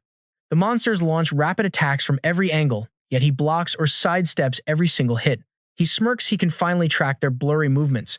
Opening his stance, he strikes back. Watching closely, the master is stunned by his monstrous growth in just 1 week. But even if Ronin seems to rival the king, that dark power is highly unpredictable. After all, this magic is the direct legacy of the absolute ruler of the underworld. Now, his aura physically projects out into the beasts circling him. Every single monster represents a fraction of that raw strength. Speed, brute strength, freezing ice, shields, and eternal flame. All perfect manifestations of his awakening potential. Ronin declares he is taking them all out. He takes a deep breath and launches his attack. But landing a direct hit does not actually stop these creatures, they just dissolve. They literally just explode. Our guy has absolutely no clue how to beat these mana beasts. These monsters pack a serious punch from long range. What looked like an easy win is suddenly tipping totally out of his favor. While Ronin struggles to take them down, the old man watches. He has to admit the kid is finally starting to master his own raw power. Ronin strings together some wild moves, using the actual battlefield elements for defense. This quick thinking levels up his combat experience, letting him close the gap for a direct strike. He finally lands a solid hit on one creature and completely shatters its horn. The moment it breaks, the monster's latent power flows straight into our protagonist. Fueled by this upgrade, Ronin unleashes a massive area attack, freezing the entire battlefield. He quickly realizes this new energy is absurdly strong. It literally freezes every single creature solid. Even the old man chilling up high barely avoids getting caught in the blast. The master feels genuinely impressed and super proud of the kid. While our boy grinds through his secret training, Luna is busy too. She joined up with a special organization and is sparring alongside her squad. I got completely distracted by her outfit. My bad. She locks eyes with a gorgeous girl who is clearly her main rival. The goal for this brutal training exam is simple: be the first one to scale 10 floors while surviving wild challenges. Luna stays locked in on her test. The second the buzzer sounds, they absolutely blast off. These two take off like literal ninjas. Luna sprints straight up the walls while the other girl scales the ledges. Our blonde heroine pauses just long enough to brag about her speed, but the purple-haired girl flexes her crazy acrobatics and snatches the lead right back. Luna knows her rival will never just accept losing. While those two fly ahead, the normal recruits are barely struggling up the very first floor. Suddenly, a girl rocking a giant gauntlet crashes the race like a League of Legends champion. The automated cameras blare that using gear is strictly prohibited, but she completely ignores them. Meanwhile, our main duo is still fighting to reach the very top floor first. Lyra actually shouts back that she expected Luna to be way faster. The tension between them spikes. The instructors watching totally love their rivalry, hoping it pushes everyone harder. Speaking of the higher-ups, we meet Jiu, the leader of M1. Jiu asks where the boy from earlier went. Just then, a researcher hurries over and tells the boss he absolutely needs to see this. This woman is Professor Silva, M1's top defense researcher. She leads her boss straight to a heavily monitored hospital room holding a boy. It turns out this kid survived the recent school attack. He has been stuck in recovery for a very long time now, but his crazy medical file is what really caught Jiu's attention. Silva warns him about a massive anomaly. When rescue teams first found this kid, he was legally dead, but while clearing rubble later on, they somehow detected a faint heartbeat, so they rush him in with the other survivors. Jiu finds this completely unbelievable and asks her to confirm the facts. The guy literally died and came back. Silva nods, explaining they are pumping him full of heavy sedatives so he does not wake up unexpectedly. The second they stop the drugs, his eyes will open. The M1 boss decides they should just keep him sedated for now. They definitely need to keep a very close eye on this anomaly. The second they leave the room, his hand twitches. Fast forward to the next night, Ronin sneaks back out for his brutal secret training. Luna watches him leave again, genuinely wondering what his secret is. She has absolutely no idea what kind of hell he goes through. Under the moonlight, Ronin is getting pushed beyond his limits. His old master notes that the kid's raw energy is already shattering expectations. Since the boy is gaining such crazy control, the master decides a real test is necessary. Dodging a barrage of giant bladed spinners, Ronin suddenly realizes he is not fighting his own unleashed energy anymore, he is fighting the master. He barely dodges, but these homing weapons keep chasing him down. No matter how fast he moves, the lethal spinners just keep tracking him. Sidestepping one last time, he decides running is no longer an option. Seeing Ronin shift his stance and focus, the old man knows the kid finally understands real battle tactics. The master fires off another wave of attacks, but Ronin catches his own stalled spinners and hurls them straight back at the incoming projectiles. His throw packs so much ridiculous force that it slices straight through giant tree roots, completely neutralizing every single incoming weapon. Now watch closely, the master steps directly onto the battlefield. Standing like a giant, he warns he is about to unleash absolutely everything. The kid better brace himself for impact. His only mission right now is to somehow knock this monster out. Because this guy is actually Muzan, the former high commander of the entire demon race. He fled into the human world to protect exiled monsters.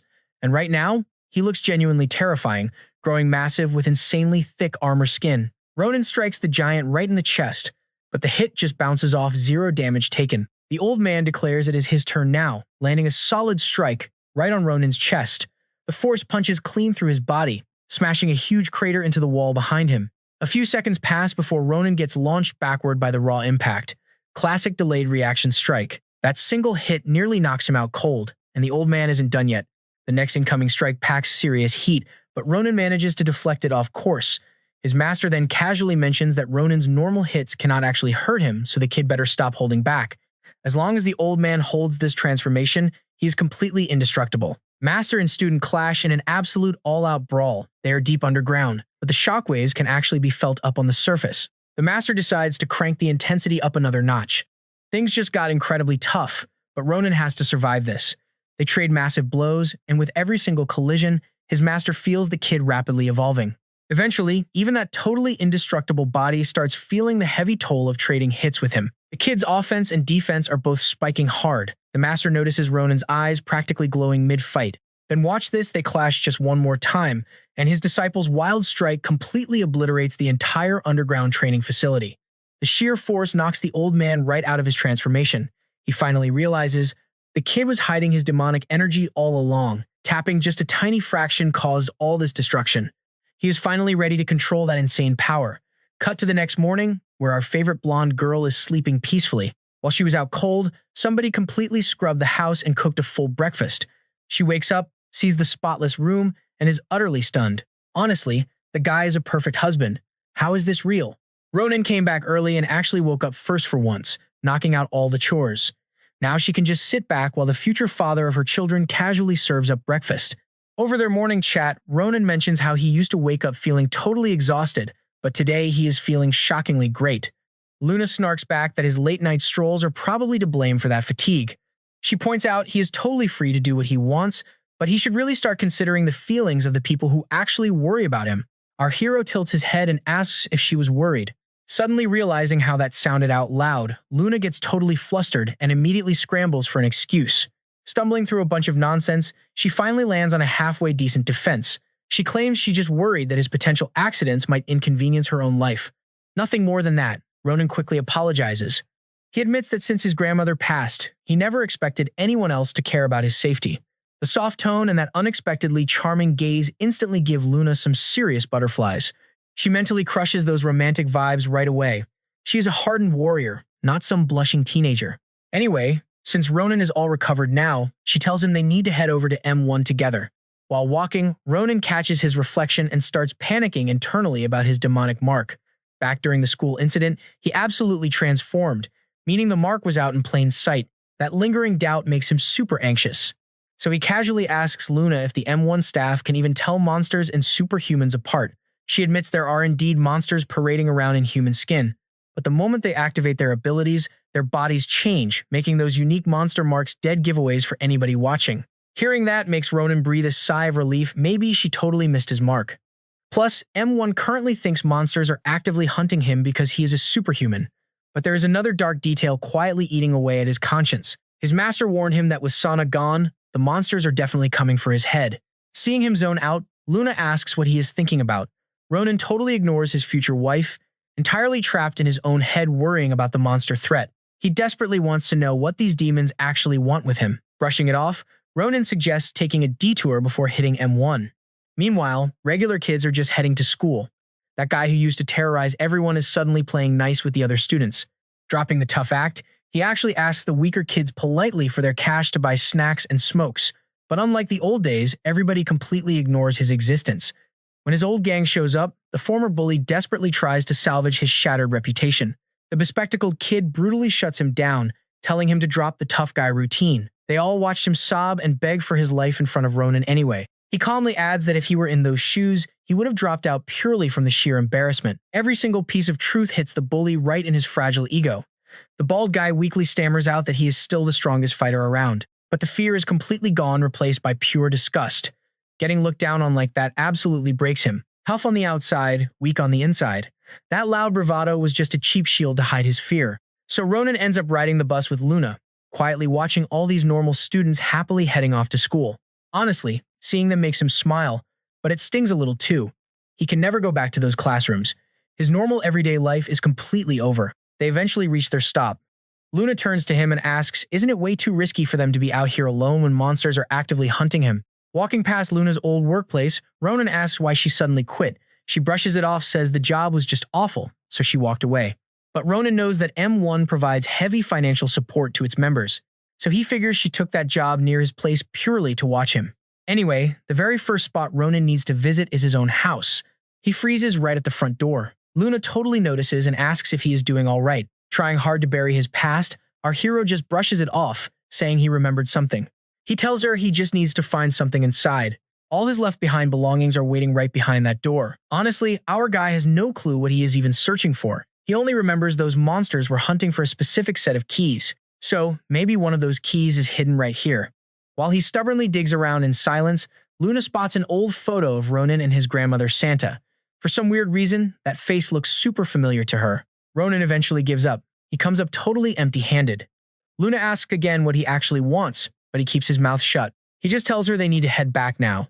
Meanwhile, over at M1 headquarters, that unconscious boy finally wakes up. His eyes snap open, completely gasping for air. Yanking off the oxygen mask helps him calm down, and his very first question is simple: where is his best friend Ronin? Once he calms down, they take a quick blood sample for testing. The lead doctor is absolutely amazed by this sample. It is an incredibly rare case. This doctor seemed pretty innocent before, but now her expression turns completely dark. Since he let her run those tests, she agrees to hand over the information he wants. She reveals that his friend Ronin is totally safe and healing up well. Despite her super creepy tone, the answer is actually pretty straightforward. The boy instantly asks to leave so he can go see his friend. But no luck, he is completely stuck here until he fully recovers. But the moment he is left alone, he sneaks right out of bed. Slipping into the sample lab, he mutters that he finally found it. A pink-haired girl suddenly startles him, calling him super suspicious. Seriously, what did he even find? But right after calling him out, she actually gets a good look at his face. Suddenly, she thinks he's incredibly handsome. Realizing she is totally friendly now, he just flashes a charming smile while hiding his hands behind his back. He is actually holding 2 stolen samples. A nurse suddenly storms in and scolds them both for slacking off. They are supposed to be at training right now. While being rushed out, one of his stolen samples drops straight to the floor. The boy's friendly face vanishes, and he coldly asks why he is labeled a biological risk. Before answering him at all, the doctor strictly orders that pink-haired girl to leave immediately. Once they are alone, the nurse tells him to head back to his room. Only then will he finally get his precious answers. She taps his tracking bracelet and heads out, but gets completely blindsided. The girl suddenly grabs her from behind and drags her straight into the sample room. Then, total silence. Thick red stains smear across the glass door. The boy calmly steps out, now wearing a doctor's coat. Staring at those bloody doors, a twisted smile spreads across his face. So here is the real question for you. Did this guy play our hero from the very start? Or maybe he is the exact same demon who attacked earlier? Place your bets. Meanwhile, down in the training room, wild rumors are spreading fast. Everyone is whispering that veteran Lee Aram got completely trashed by a random civilian. Clearly, nobody here is actually friends with her. They are all way too terrified to just walk up and ask her face to face. Finally, one bold agent walks right up to ask.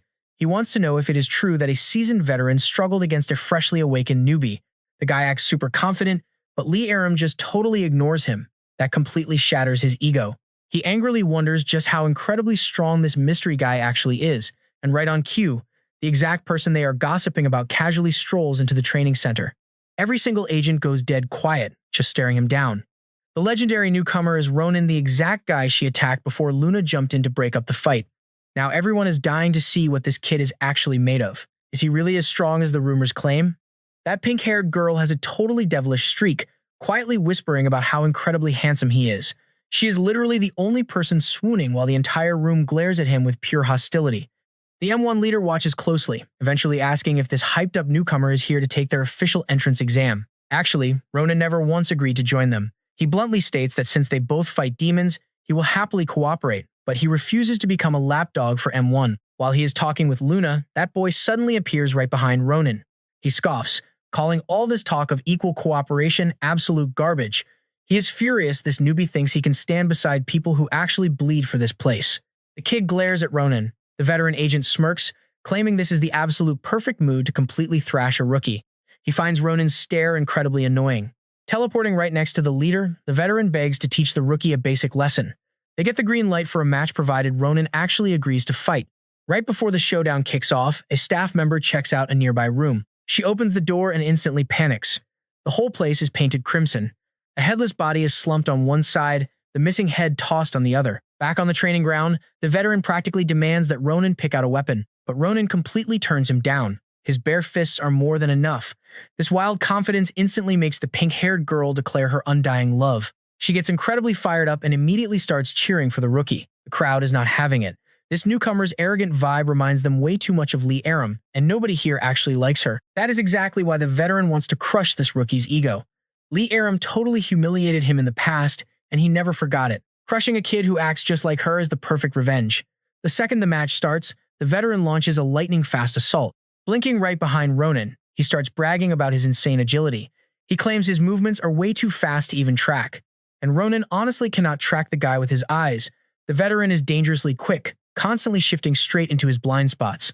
He proudly declares himself the absolute best speedster in all of M1. After darting around endlessly, he finally strikes from a dead blind spot. Huge mistake. Ronin casually dodges and slams his fist into the guy's skull like a crashing meteor. One single punch puts the veteran straight into a coma. Ronin checks his fist, honestly thinking he held back as much as humanly possible. A teacher watching from a distance is completely stunned. The rookie actually had his eyes closed the whole time, trusting only his hearing is just not normal. Only hardcore, battle-scarred veterans pull off a stunt like that. The pink-haired girl is now fully swooning. She desperately wants to clash with him on the battlefield and steal his heart. Meanwhile, Lee Aram watched the entire spectacle play out. The crazy part? Ronin was just terrified his mark would show up. He squeezed his eyes shut and focused completely on restraining his own massive power. It definitely looks like he finally has his abilities on a tight leash. Standing far away, Lee Aram takes it all in. She realizes this kid has grown ridiculously strong in almost no time at all. While these insane tests are wrapping up, Ronin's buddy is hiding near one of the doorways. We still have zero clue if he is possessed yet. Suddenly, someone jumps him for the second time. What an absolute fool. The stranger steps closer, asking if he is the newest member of the medical squad. But the second Jaiwan spots the bloody coat and the stolen doctor badge, he instantly knows something is horribly wrong. While the human world falls into total chaos, things get weird in the demon realm. Chen just sits there, quietly staring into a small glass jar. Something disgusting is trying to break free from the tiny monster inside. Chen watches a dark, twisted creature rip its way out like a parasite. He notes how this freaky little centipede can completely hijack a host body. It burrows deep and totally rewires their mind. That is the true, creeping horror of the shadows. Now brace yourself, because things look incredibly grim for the guy who found Ronin's buddy. His destiny is basically to join the dead doctor from earlier. Meanwhile, back at the main training ground, the arrogant veteran might actually share that exact same tragic fate. He is still completely paralyzed in the very spot where Ronin crushed him. Getting utterly wrecked is the ultimate prize for challenging him. Ronin actually starts sweating a bit, seeing the boy's comatose condition. Luna asks why he is staring so hard. She tells him to relax, the emergency medical squad will patch the idiot up in no time. Lee Aram finds their little couple dynamic absolutely hilarious. Luna snaps back, demanding to know what exactly this girl finds so funny. Obviously, she just wants to fiercely defend Ronin's honor.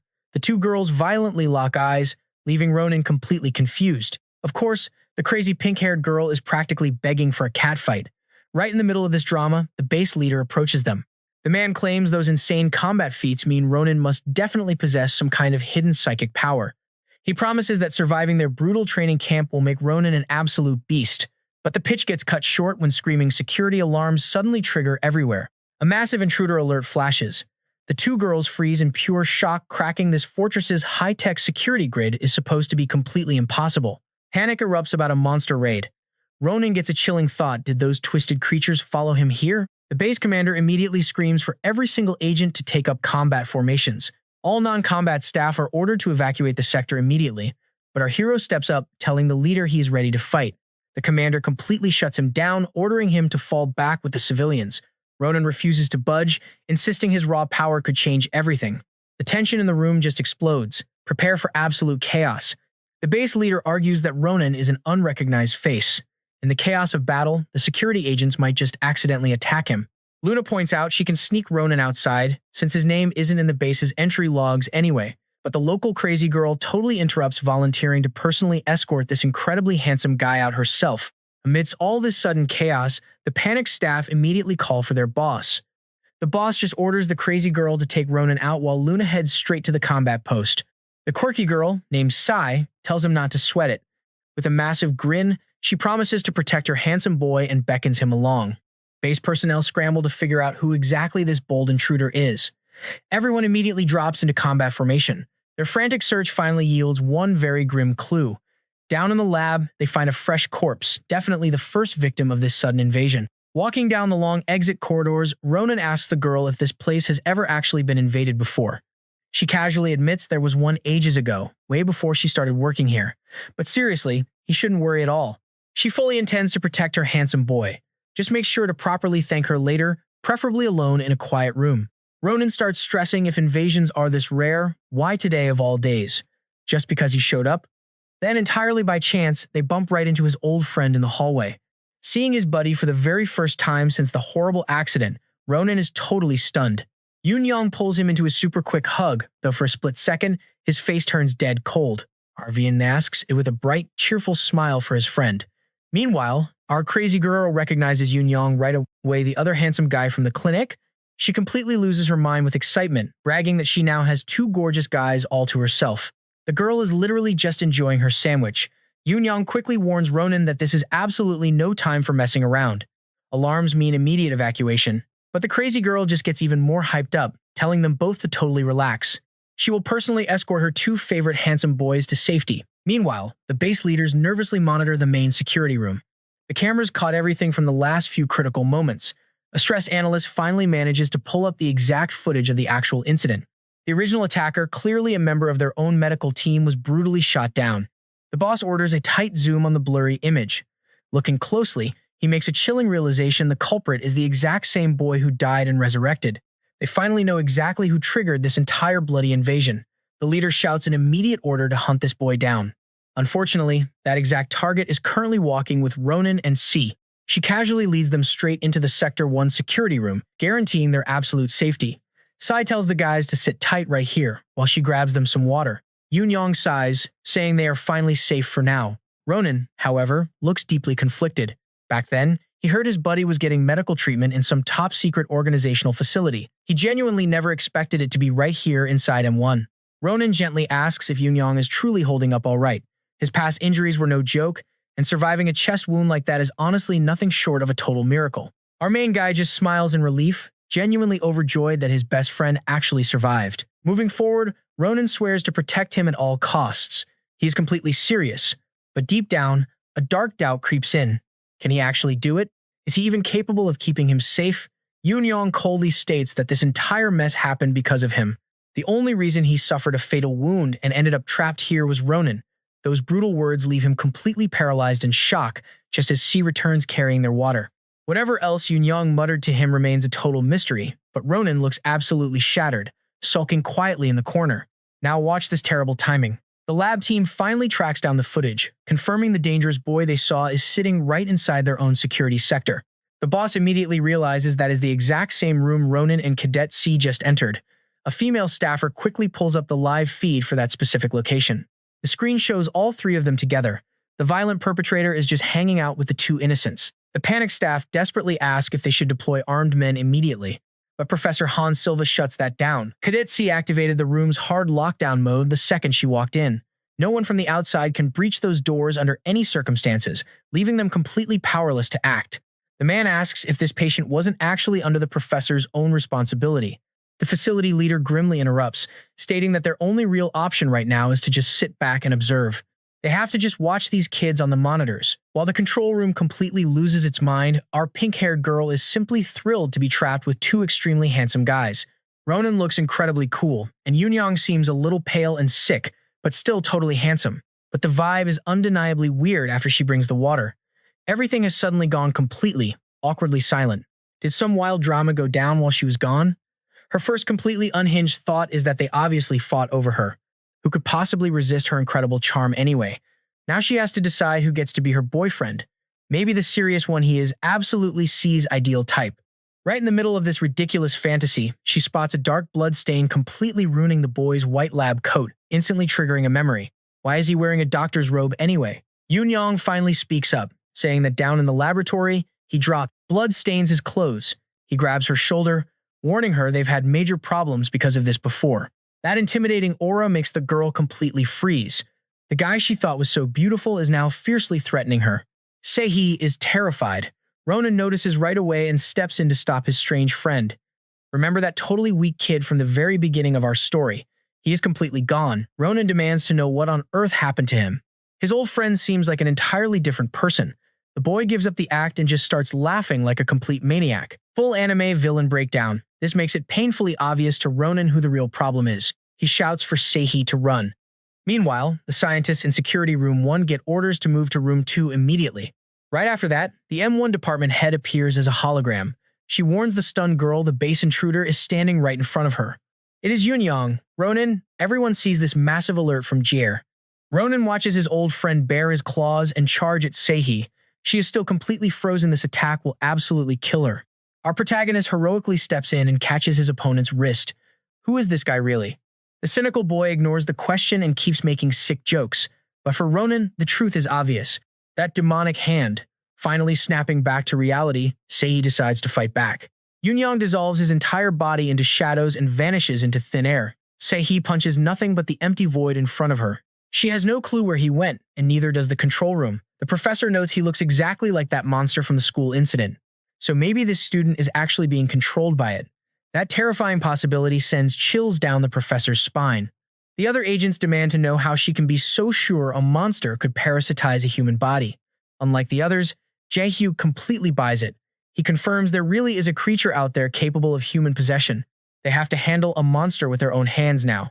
The woman believes Yoon is a very special case, making him an absolute goldmine for research. But she is making a massive mistake. The boss believes that if Ronin fights the demon, he can completely dominate the creature. Seeing the boss place such heavy expectations on a kid totally surprises her. Even so, she highly doubts they can capture Yoon alive. All this effort might just be for nothing. Back on the battlefield, the boy reappears right in front of Sehee. He dematerializes into shadow to launch a stealth attack. His first strike lands hard, violently hitting her chest. Ronin immediately swings to crush his old friend's skull. Ronin is fast, but Yoon is way faster at vanishing. As long as he hides in the shadows, hitting him is completely impossible. Our protagonist starts hearing Yoon's real voice begging for help, and it makes him absolutely furious. The voice keeps crying out for help. This fills Ronin with pure terror. Is he actually trying to murder his old friend's physical body? The demon appears right in front of him, clearly enjoying his opponent's deep suffering. Ronin is about to take a hit. Sehee quickly steps in, saving him and forcing Yoon to retreat. But honestly, Yoon is not feeling any pressure at all. Sehee and Ronin, on the other hand, are already battered and covered in dirt. At least now they finally understand Yoon's core ability. He hides inside the shadows. Desperate for a plan to strike this monster, Ronin remembers the very last time he saw his friend. That exact demon emerged from the darkness and pierced them both. He highly suspects it is the monster from back then, but he was totally convinced that both he and Yoon had died. Ronin only survived and healed because he is built differently. He is now certain Yoon is dead, his body hijacked by that demon. He tells Sei to stay back against the wall. Ronin then marches straight into the middle of the room and shatters the only central light. The room instantly goes pitch black. With total darkness taking over, the people watching through the security cameras lose all visual contact. After getting the status update, his superior seriously wonders why the boy would do such a crazy thing. Fighting in pitch black darkness should only hurt his chances. But get this, inside that dark room, Ronin knows exactly what he is doing. No light means no shadows, nowhere left to hide. Yoon just laughs, loudly questioning if Ronin really thinks he can find him blindly. He sharply mocks Ronin's old, naive promise to protect him. The demon is insanely arrogant. But while it tries to provoke a blind rage, our protagonist just thinks back to closing his eyes moments ago. He trusted his raw instincts back in the test fight. Now, all he has to do is feel the monster instead of seeing it. If he tracks the sound and energy, he can find his target. His heightened senses flare up, and those demonic eyes pierce the dark. The monster stays completely confident he cannot be tracked down. But mid-sentence, his absolute worst nightmare materializes right beside him. A brutal fist smashes into his face, and Ronin violently advances to finish the job. Yoon never expected anyone to spot him in the pitch black, and now he is taking a relentless Gatling-style barrage of punches. Right after that brutal combo, Ronin lands a heavy kick straight to his chest, slamming him into the wall. A hit like that guarantees coughing up blood. The demon possessing Yoon desperately begs for mercy right there on the floor. Is Ronin seriously going to murder his own best friend? Ronin tells the monster with zero emotion, "Do not make me laugh. Yoon is dead, and you are just cruelly using his corpse." Pure rage completely takes over, and his freezing aura instantly swallows the entire room. The demon inside Yoon finally realizes the truth. Unlike their last fight, Ronin is not weak.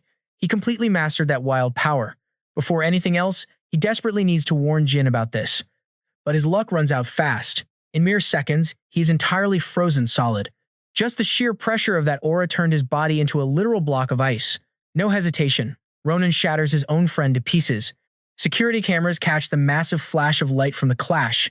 A bright blue glow swells on the screen, followed by a violent explosion. This definitely grabs the research chief's attention. Since Ronin just took out the demon controlling the boy, the creature instantly crumbles into ash and vanishes for good. Standing there, Ronin quietly realizes his friend will not even get a proper grave now. Denied peace even in death. It is a completely twisted fate for someone who never actually did anything wrong. The department head finally forces the security room doors open, stepping straight into a totally freezing environment. It looks like a blizzard hit the interior. The chief asks if everything is okay, but Ronin just brushes right past without uttering a single sound. He walks right out of the building. You can literally feel the crushing grief just watching him leave. Shortly after, the M1 leader calls an emergency agent meeting to figure this out. The research head quickly breaks down exactly what happened to Yoon. On the day of the disaster, the student was already dead, and she fully knew a monster had taken over his corpse. They could never gather physical demon samples before, simply because these creatures always dissolve into dust on death. So she figured this was the perfect chance to extract tissue from a fiend hijacking a human host. Her fatal flaw was getting careless. At first glance, nothing actually seemed off about the teenager at all. Then the monster violently lashed out, causing this whole mess. The other agents immediately demand to know why a demon chose some totally average kid. The M1 boss lays it out. Yoon was close to Ronin. This thing absolutely stole the corpse just to get in striking distance of their target. Jae-hyuk notes that the monsters are actively hunting him down. The real mystery is why Ronin matters so incredibly much to them. Back to our hero. He wanders out of the M1 headquarters alone, quietly chewing on that exact same terrifying question. They were specifically targeting him. If these things can casually pilot dead bodies, he honestly cannot trust a single person from now on. Just as he is walking, Lee Aram steps out to ambush him. She demands to know why he hesitated to put the monster down. Total nonsense to him, so he keeps his mouth shut. But she keeps pushing, claiming that if he had just acted instantly, he wouldn't even be injured.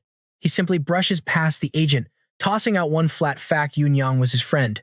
That single sentence should explain everything to any normal person, but Lee Aram absolutely refuses to drop it. She harshly insists it was just a fiend wearing dead meat.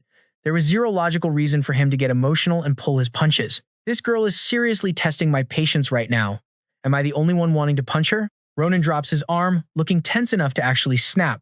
Thankfully, Luna steps right in like a total angel. completely shutting down this pointless provocation before it gets ugly. She snaps right back. Demon or not, that creature wore his buddy's face, so of course he's going to hold back. Luna is visibly disgusted. How can anyone be so completely heartless to a guy who just had to execute his own friend? But Lee Aram stubbornly refuses to back down. The arrogant agent firmly states that M1 is no place to let messy feelings get in the way of a mission. She glares directly at Luna. If she agrees with him, she is just pathetic. Ronin does not care about this petty drama. He walks away, leaving them arguing. Honestly, I can't tell if he's just mourning or silently wishing he had hit her. Back down in the lab, analysts are scrambling to make sense of the wild battle footage. The only clear thing is the heavy darkness, a blinding flash of light, and a massive shockwave. They actually compare the weird phenomenon to a microwave. No actual fire triggered the blast. Something entirely different went off in there. But one major detail completely stuns the lead researcher. Despite the violent explosion, the concrete walls literally froze solid instead of catching fire. Piecing it together, the woman realizes Ronin can somehow freeze fire itself. She is absolutely blown away. A superhuman wielding elemental control on this insane scale, she never thought it was actually possible. While the tech team loses their minds over his stats, our hero tracks down his master for a quiet talk. He explains the whole nightmare, detailing how they violated Yoon Young's corpse. It is just incredibly cruel. Ronin quietly vents his frustration. No matter how many demons he slaughters, another one always takes its place. Ronin demands answers. Why is this happening to his body? How long until it kills him? He needs to know. He asks his master directly. Does he know what they really want? The old man listens in heavy silence. Finally, he says it is time for the truth. He stands up and bows deeply to Ronin.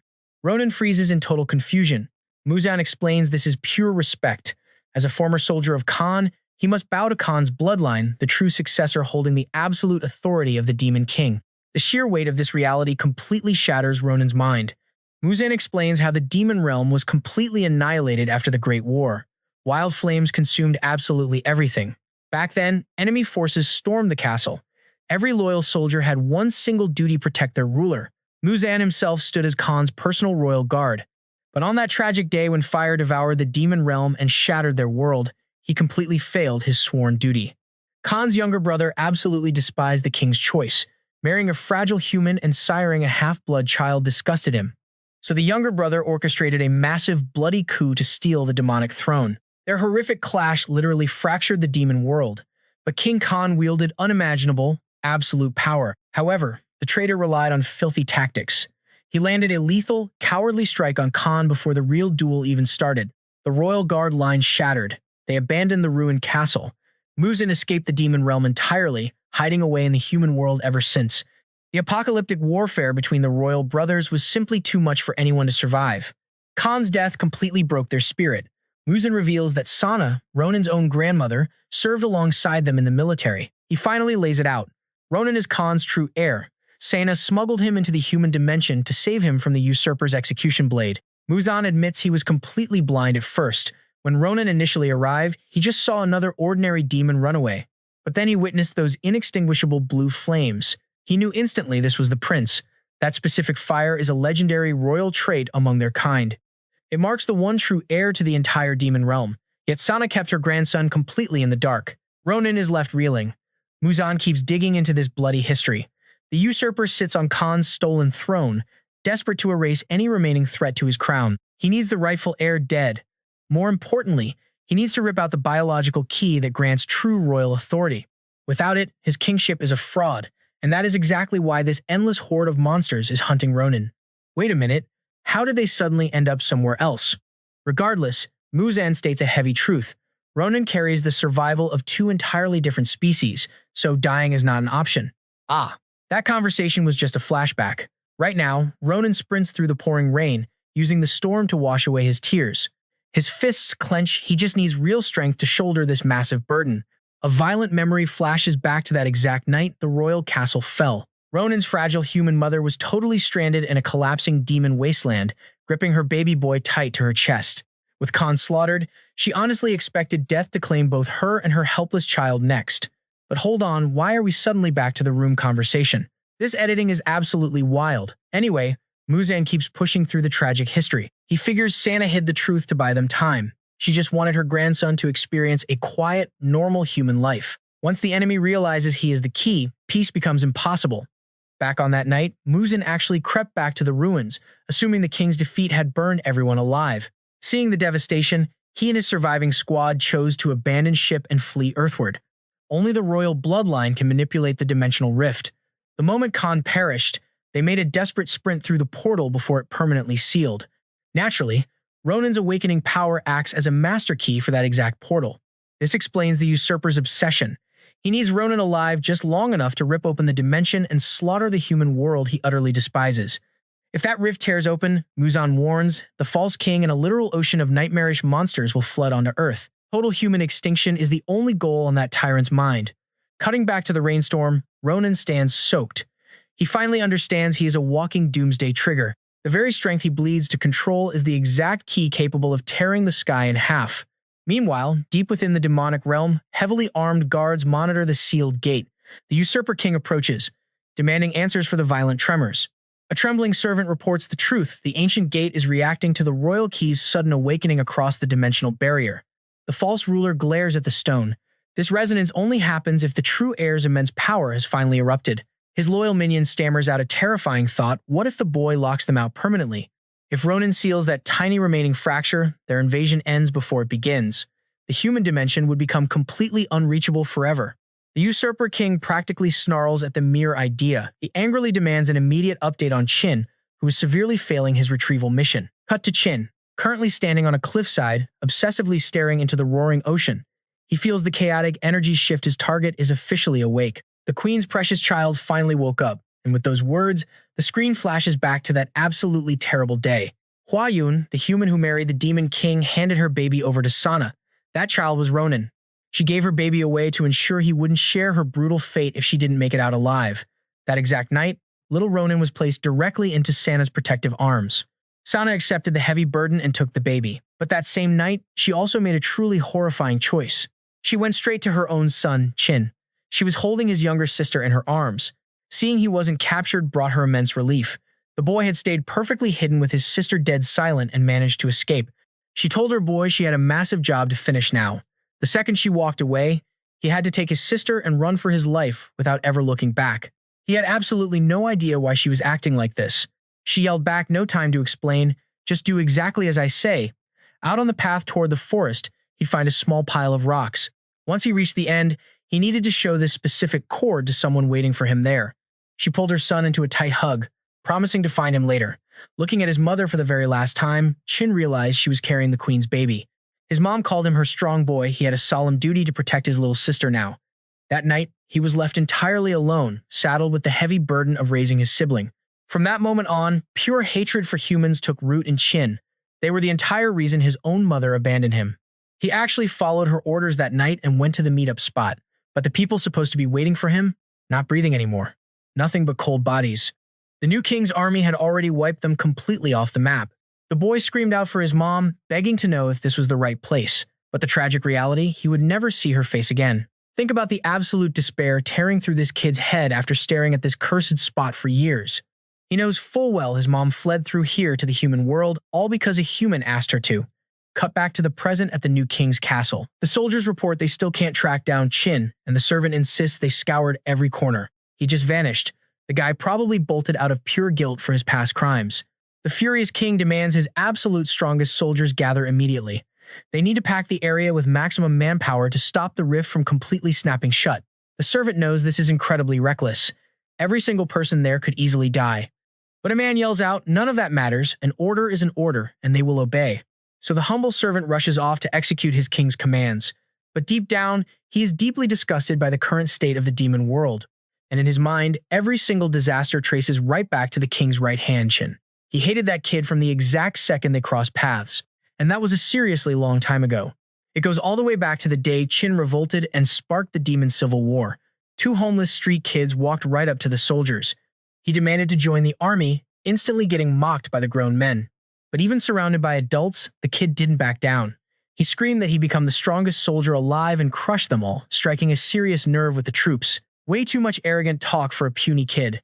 That was the first time the servant laid eyes on Qin. He was basically a toddler. The boy shrieked about fighting for the new king. As the guards held him back, the servant finally stepped in, demanding to know who this brat was. They laughed him off as some random war orphan they were about to toss out. but the servant caught Chin's intense glare and actually let him stay, asking if he really wanted to serve the king, mostly just trying to scare the kid. The man leaned in. Serving the king meant you had to be perfectly ready to die for him. Mocking him, he challenged the boy to throw away the single most precious thing in his life. Time to prove that absolute loyalty right here, right now. His little sister trembled, tightly gripping his clothes, fully understanding the threat. Was he actually willing to sacrifice absolutely everything for this new king? Staring the kid down for a tense second, the servant decided he was too weak and turned to walk away. He barked an order to throw the kid out, calling him dead weight. Time marched on, and the vibe in that territory turned incredibly hostile. A long while later, the boy actually showed back up, screaming that he was ready to become the king's soldier. That night, his eyes were dead serious, welling up with real tears. And the servant, he hated Chin from that very moment. That tough, absolutely terrifying bastard. Look closely at this setup. You're probably noticing the exact same dark twist I am. Here is the brutal reality. The rift between the human and demon dimensions is dangerous. The deeper you dive in, the tighter the gap crushes around you. Try crossing it, and the dimensional defenses instantly trigger, trapping you inside until you die. Chin actually tried to cross, instantly getting jumped by brutal red vines. Even with all that crazy power, he never imagined something could actually lock him down. Staring into the dimensional rift, Shin flashes back to that exact day. The day he left his sister in the dark woods. Just look at her face. He handed over his heavy coat and that special necklace their mother left behind. He promised her he would definitely come back. She waited there. His sister yelled out for him not to worry, swearing she would never be scared. Shin proved his sheer loyalty to Khan. He simply left his younger sister behind. In his mind, he just mirrored what their mother did to them years ago. Realizing he made that same brutal mistake sparks total fury. Trapped right there between worlds, he thinks back. He remembers all his hard work to become Khan's soldier, plus everything he threw away. Honestly, it is exactly like the classic line. He lacks enough hate. Fueled entirely by pure, raw hatred, Shin actually pulls it off. Meanwhile, Ronin really believes he just needs to keep leveling up to protect this world. Watching a butterfly flutter in the dark, he gets a strangely familiar vibe. Later that night, he heads home from brutal early morning training. Luna remains wide awake. The cute girl asks how he is doing. She warns him to reach M1 early tomorrow. Naturally curious, Ronin pushes to find out more about her previous guardian claim. She completely ignores him though, flatly declaring it is time for bed. His reaction is pretty wild. He gets ignored exactly one time and instantly gives up. Someone else might demand answers. Ronin just recalls the day Luna told him not to panic because she was his actual guardian. Early the next morning, both of them arrive at M1 just like she promised. The pink-haired girl rushes over to the guy who saved her. She happily asks if he missed her. Luna instantly steps up to block that. Lifted up, this tiny girl cannot even reach the floor. A heavy argument immediately blows up between the two girls. Seihei demands to know if she is his girlfriend just to interrupt. A standoff begins. Ronin just watches, totally clueless about women. The fun stops when the teacher arrives.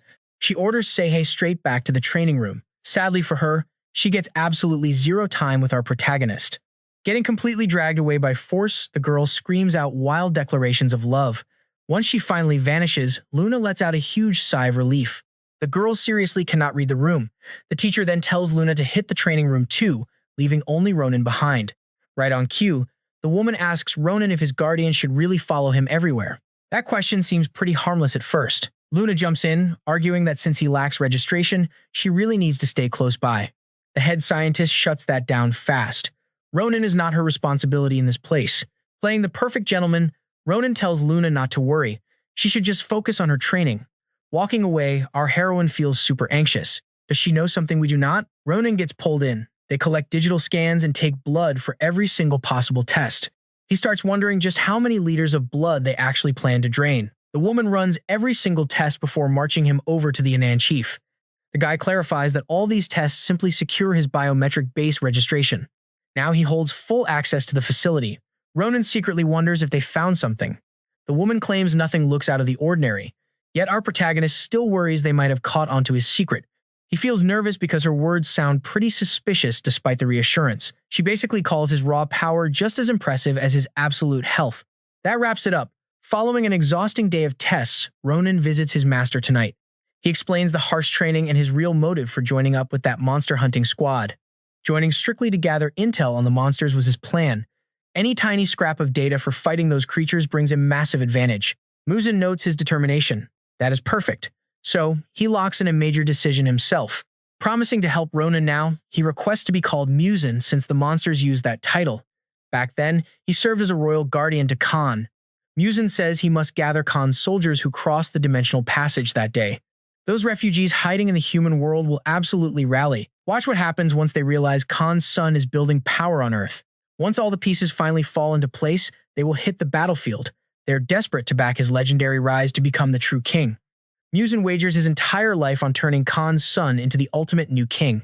Deep in the night, under a full moon, some unknown lake flashes red and violently detonates.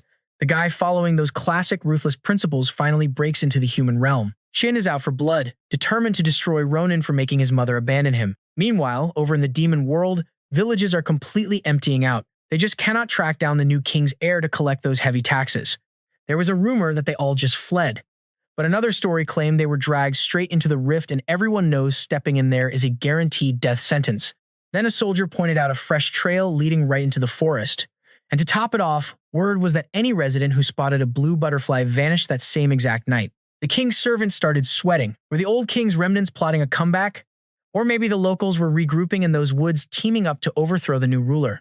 The last thing he needed right now was a rebellion, so he ordered a full search to uncover whatever was hiding in the depths of that forest. A blue butterfly fluttered over the scene. Then we returned to the human world. A couple watched a bizarre news report. A glowing blue butterfly was breaching the water exactly like a fish. That creepy insect got captured. Shen crushed it without hesitation, confirming it slipped through a portal just to spy. Shen ordered his guy to move fast, not kill her, just follow. Meanwhile, Luna was taking a midnight stroll when she noticed some company. She could not spot his face or sense his aura. Her big plan? Lure the stalker into an empty alley and jump him. Ronin was riding the bus and spotted his girl, but she was walking in the total opposite direction of her house. Where was she heading? While pondering this, Ronin suddenly felt a heavy demonic presence. He smashed the stop button and hopped off. The monster eventually lost track of Luna right before a massive steel bar meant to crush him was casually blocked. The creature morphed into a terrifying monster with a giant snake body. Our girl just sighed. She knew it was a monster all along, but why follow her? The beast hissed that she knew exactly what he was after and lunged straight at her. Luna sprinted over the snake tail with insane speed, but got caught. He grabbed her wrist, slamming her forcefully to the dirt. That brutal hit left her totally motionless. The monster scoffed, expecting way more from the blue butterfly squad. So where is the key? Luna seemed totally knocked out. Then a red light started pulsing around her.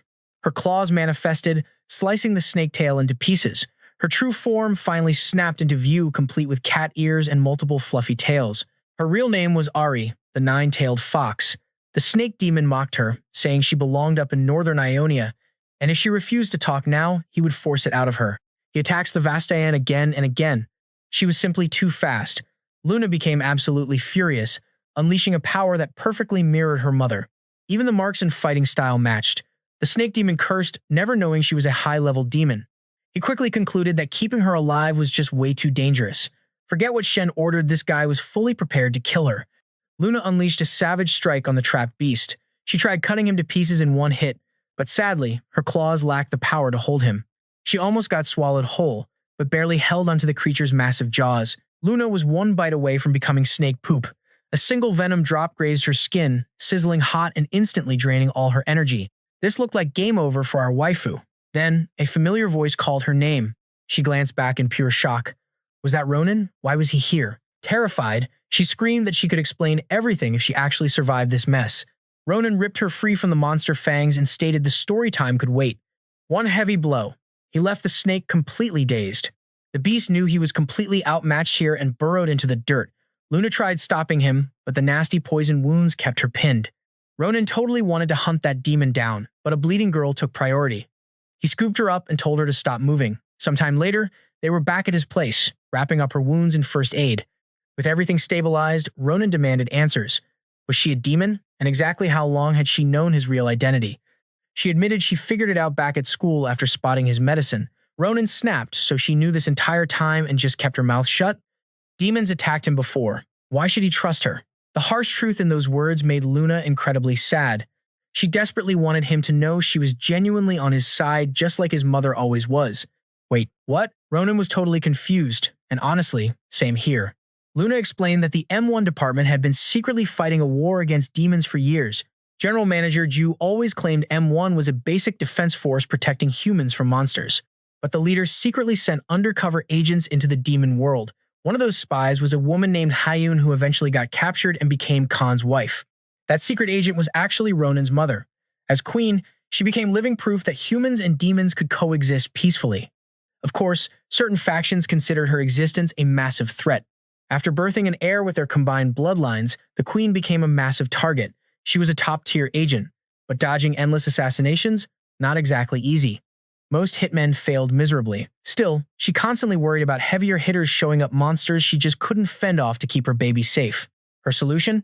A secret military force, built specifically to guard the prince. Enter the Blue Butterfly Group, Luna's own squad. She pulls up some M1 security footage for Ronin to analyze. She's been running off the book's surveillance, completely convinced they are hiding something huge. Get this clip is from the exact attack day, but they quickly spot a massive blind spot in the recording. They figure there is a hidden door right there, probably stashing highly classified royal data on the queen. Ronin absolutely loves hearing this. He says they need to move immediately. Luna shakes her head, even teaming up, they lack the raw firepower to breach it. But she does have a backup plan. Over on the enemy side, that snake soldier slithers back to Shin, frantically explaining why he ran. Shin knows the cat is out of the bag. Their existence and the key are exposed. He really doesn't care though. Finding that key is just a matter of time. Jump to another day at the training base. That pink-haired girl sprints right up to Ronin. She grabs his arm, begging for help from a monster chasing her. And that terrifying monster? Just the same idiot who tried to flex on Ronin earlier and got completely wrecked. He keeps blindly chasing her around. Ronin and Luna have absolutely zero clue what started this. They just stand there laughing. It is a genuinely happy moment. Luna smiles, calling them a bunch of kids. She admits she actually envies their innocence. Ronin totally agrees. Nobody actually chose to be drafted here, he says, but they still manage to keep their heads up and stay positive. Luna replies that fate is handed out the moment you take your first breath. Their only real option is to just keep marching forward. Later on, they head exactly to that camera blind spot. Time to hunt down this hidden facility. Tapping along the brickwork, they finally hit a section that echoes with a heavy, hollow thud. She forces her energy into the mechanism, and the heavy door actually gives way. Luna is stunned it was that simple. Stepping inside, the vibe gets dark fast. Massive glass tubes line the walls, packed with trapped creatures. While our duo digs through the physical archives here, Shin is busy tossing an apartment across town. Meanwhile, Ronin dusts off some ancient record books. Shin uncovers photos of his mother standing beside Ronin. Back at the lab, our duo finds classified files on Hyun Ronin's actual mom. Both men are now staring at the mothers who never got to raise them, women who died fighting demons. Ronin flips through the tragic reports. Every single word is brand new information to him, but right as he reads, a chilling presence hits him. Footsteps. Fast. Luna panics, but Ronin points straight up. They need to hit the ceiling right now. The footsteps belong to the M1 director himself. The old man casually strolls in, pulls a thick book off the shelf, and starts quietly reading. Up in the ventilation shaft, tight squeeze. Our duo is squished together, barely daring to breathe. It is a ridiculously tight fit. They stay locked in that awkward position until the director finally finishes reading and leaves the room. Once the coast is clear, Ronin leans in and whispers right against Luna's ear. She immediately turns bright red. They just stare. It is incredibly cramped. Look closely. Are there actual sparks flying between these two right now? Ronin suddenly leans in closer, telling her to hold still. Luna totally thinks he is going in for a kiss and panics, but he just points at her hair. Why is he staring at her hair? He notices the way a breeze is tossing it around. This shaft definitely connects to another room. Down below, the director suddenly stops in his tracks. He realizes intruders were just inside his archive. Following the airflow, Ronin leads them straight over a massive, brightly lit laboratory room. Down there, Professor Loran is running a very sketchy test. The older woman asks if the subject feels any nausea from the new dosage. They are definitely pushing the limits here. The professor injects a glowing serum, ordering Liren to report any weird side effects immediately. After a brutally long night of dodging guards and crawling through vents, the two finally make it back home. Ronin asks what she makes of that hidden lab. Luna crosses her arms. She always knew Liren was acting sketchy. She always went overboard in training. Ronin bets these wild experiments explain exactly why. He slides his phone over for her to check out. It is a quick picture he snapped from his mother's records, totally catching Luna off guard. Deep sea coordinates. They point straight to the absolute bottom of the ocean floor. They suspect this exact spot is a literal gateway into the demon world, the same portal the old exploration team used to cross over. Luna looks up in shock. Are they training Laren to repeat the exact same suicide mission his mother ran? Ronin heavily nods. Back at the apartment, Shin violently tears Ronin right out of the family photograph, a brutal preview of what he plans to do in real life. Shin's totally surprised by this building's heavy security. This place should be empty. What are you doing here? Are you a homeless guy by any chance? The worker fires back. How can someone be so incredibly tall? Sadly, for this innocent guy, his end is totally unfair. He was literally just doing his job. Down in the demon world, the creatures are kept heavily chained. These massive beasts are hauled over to the abyss and violently tossed straight into the vortex. The goal? Making that portal even bigger. One monster breaks free, ready to shred the guards. But get a load of this, the king casually steps up, securing fresh meat for a royal barbecue. He's absolutely furious. Their troop numbers haven't gone up at all. What gives? His servant is terrified to admit people are fleeing to the forest to join Khan's resistance. The king, not happy. He dangles his totally loyal servant right over the swirling vortex. The king demands to know why Barrow dares to mention Khan's ghost. Barrow just desperately begs for his life. Tossing him to the dirt, the king commands them to keep dragging in more beasts to expand the portal's size. The terrified servant quickly swears he'll remember that. Every single word. Barrow knows one wrong move means his absolute end. He's living on borrowed time anyway. Meanwhile, in the human world, two pointy-eared guys are chatting in a sketchy alley. They're just waiting around for Musen to show up. Still playing the guy with the weird lump, Musen drops a huge bomb. The king's son is actually still alive. He goes to light up a cigarette, but a completely different flame sparks up instead. The real source is a demon perched right above them on the building. Chun watches calmly, then teleports behind them way faster than they can even turn their heads. Chun casually warns them against believing silly rumors. The two pointy-eared dudes scramble backward in sheer panic, turning tail to run for it. One guy scrambles up the roof, the other sprints straight into the dark alleys. Splitting up means maybe one actually survives, right? But Chun doesn't even bother picking a target. He launches an attack, cleanly ripping the guy's arm off with blazing fire. Sadly for this guy, he's a freshly disabled demon now. Cornering his victim for answers, he plays nice and introduces himself. He is Chun, the literal right hand of King Khan. The guy is totally confused why Chun is even here. Shouldn't his main opponent be Sana instead? He wagers absolutely everything on one desperate strike against Chun. That direct hit gets effortlessly blocked, and he's completely crushed a second later. Chun calmly asks the big question. Where is the rumored royal son? The guy swears he knows nothing, but Chun isn't buying it. Suddenly, a massive metal bar gets chucked at them, but Chun easily dodges. The one hurling heavy debris is the girl hanging with the other guy. Did she actually score a hit? Squinting through the thick smoke, she's completely caught off guard by a blazing counterattack. Chun sliced that bar in half and is now going straight for her. He quickly scales the building, hunting for his victim. Absolutely no one there. Tracking her messy escape route, he realizes the injured girl will lead him exactly where he wants. He'll definitely squeeze more answers out of her. Fast forward to morning, and everything seems perfectly normal except for a comically massive hole sitting right in the city center. A car almost takes a dive into it. Authorities quickly block the area, claiming the site is fully isolated. Nobody actually knows how deep this thing goes or why it popped up, leaving one poor worker to just stare into the abyss. Really bad luck for him.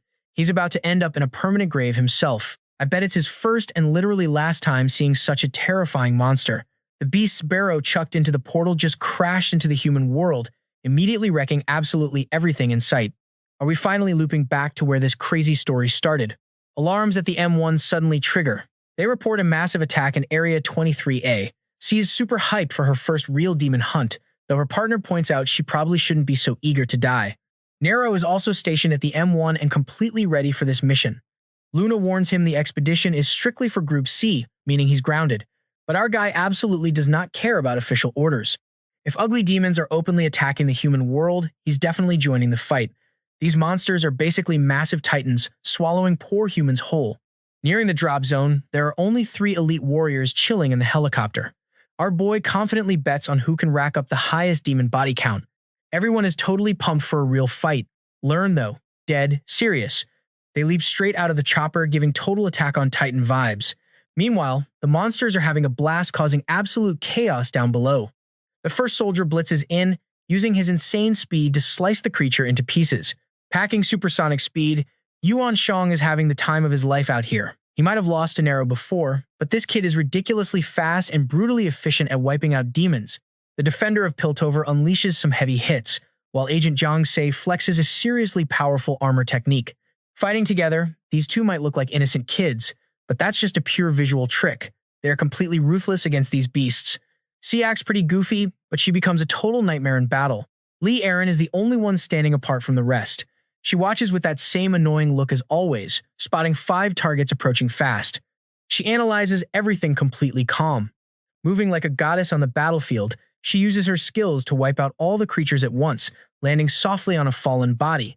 These fights just offer absolutely no challenge. Everyone else looks up to her. They might hate her pure arrogance, but they definitely admire her strength because she makes it look way too easy. But she clearly suspects something is off. Yet no matter how hard she looks, there is just no explanation. Wiping them all out is enough for now. Unfortunately, life just isn't that simple. A colossal beast erupts from the endless pit. It is so massive that it blocks out all the sunlight. The girl who never struggles finally faces something completely wild. Can she actually defend herself against this thing? The government quickly issues an alert to evacuate the entire region, and as chaos totally takes over, Muzan goes searching for an old acquaintance. He finds Hana severely injured, definitely not expecting to see her looking like this. Despite her awful wounds, she held on just to warn Muzan and confirm a rumor. She reveals that Chin is actually on Earth, absolutely terrifying news. Muzan tells her to stop talking and focus on healing, but she does not care at all. She knows she won't survive this. All Hana wants is one simple answer from Muzan. Is the king's son actually alive? He confirms that yes, the true royal lineage is not lost. It is real. Shedding one final tear of pure joy, she passes away right there. While all this massive chaos was spreading, Chin had finally crossed into the human world to watch it unfold. The guy was eager to find Ronin and unleash all his bitter resentment on the battlefield. Meanwhile, that colossal monster was just too powerful. Lee Aaron was pushing her absolute limits, just trying to hold the creature back. If it breaks free, the entire city gets completely destroyed and the mission fails. Worse yet, they probably will not even make it out alive. Right when Lee Aaron is about to become demon food, the exact boy she despises drops in heroically and saves her. Ronin was way stronger than she realized, taking out the massive monster in a single strike. The giant creature starts turning to ash, and all the agents call it absolutely impossible. Someone goes to hug the hero, but another boy calls it just beginner's luck. Lee Aaron, on the other hand, stayed completely quiet.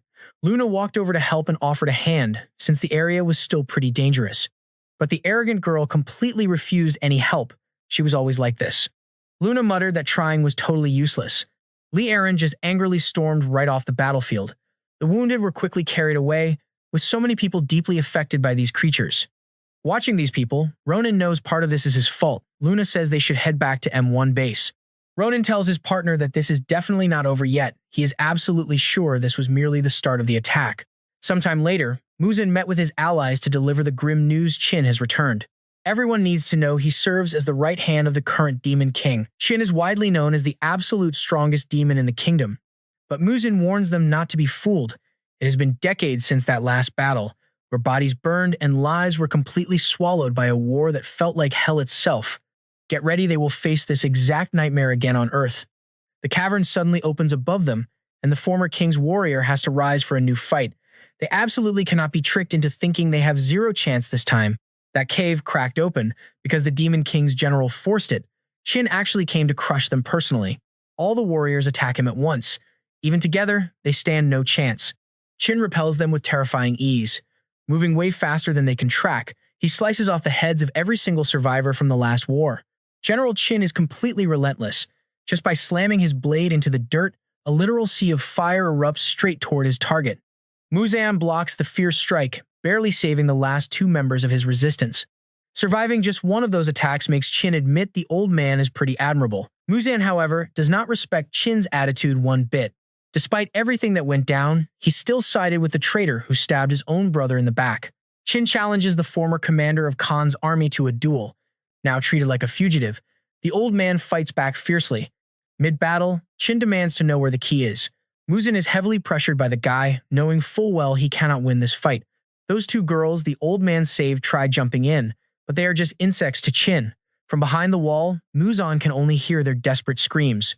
The girl did this just trying to buy some time, but the wall quickly shatters. Chin emerges from the dust and escapes.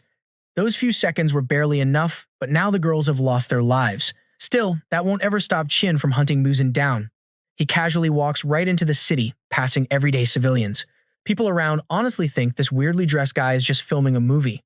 Maybe they think a sci-fi flick is shooting nearby, completely unaware of the danger.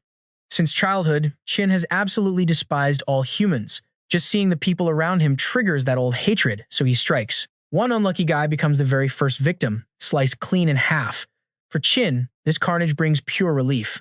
While this executioner tears the city apart, hunting him down, Muzan sprints away. To the old man, those fallen people were the final companions of his incredibly long life. He promised to protect those kids. Now they are nothing but stepping stones for his getaway. Just like the old days, his path is soaked in the blood of thousands. Some things never change. Chin is actually hunting for Ronin. Meanwhile, Muzan has to keep the son of the king safe until the perfect moment. Muzan senses Chin, slaughtering civilians just to draw him out. But to protect the true king, he has to stay hidden. So many heavy sacrifices have already paved this brutal journey.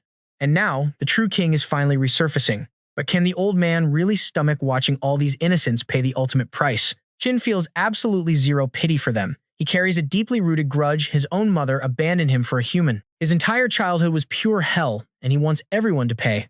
A guy cowering under a truck is up next. But just as expected, the old man cannot stomach any more bloodshed. Why decide to jump in only now, when his demon friends are the ones dying? Muzan charges back in and strikes Chin, calling him a complete coward for using innocent bait. Chin just laughs and calls Muzan a total idiot. He isn't using civilians as bait, he is slaughtering them to cleanse his own soul. Pure revenge drives him. Talking is absolutely useless here, so Muzan answers with raw strength. But it hardly matters who steps up. Chin looks completely unbeatable. While this brutal deathmatch tears through the far side of the city, the original battlefield is currently clearing out. Luna turns to our hero. Someone is tracking down the Blue Moth. She cannot give him the full breakdown here, but the Blue Moth Group is an organization actively helping Chin reclaim his throne. While those two whisper back and forth, Lim quietly keeps her eyes on them. Her true intentions remain a total mystery. The M1 leader suddenly radios in, alerting all agents to a Code 9 situation just 4.1 kilometers away. A literal Code 9 is going down. If you are wondering what that means, a Code 9 signals that a legendary level threat just hit the map. Live footage from the scene reveals two humanoid figures locked in a fight that could level the entire city. Ronin instantly spots Muzan, though the black-haired guy is a total stranger. Surrounding agents are freaking out. This is way beyond their usual monster targets. Even the usually arrogant Lirim is visibly terrified by these insanely powerful humanoid monsters. Luna actually recognizes the black-haired fighter, but Ronin is the one most shaken by the broadcast.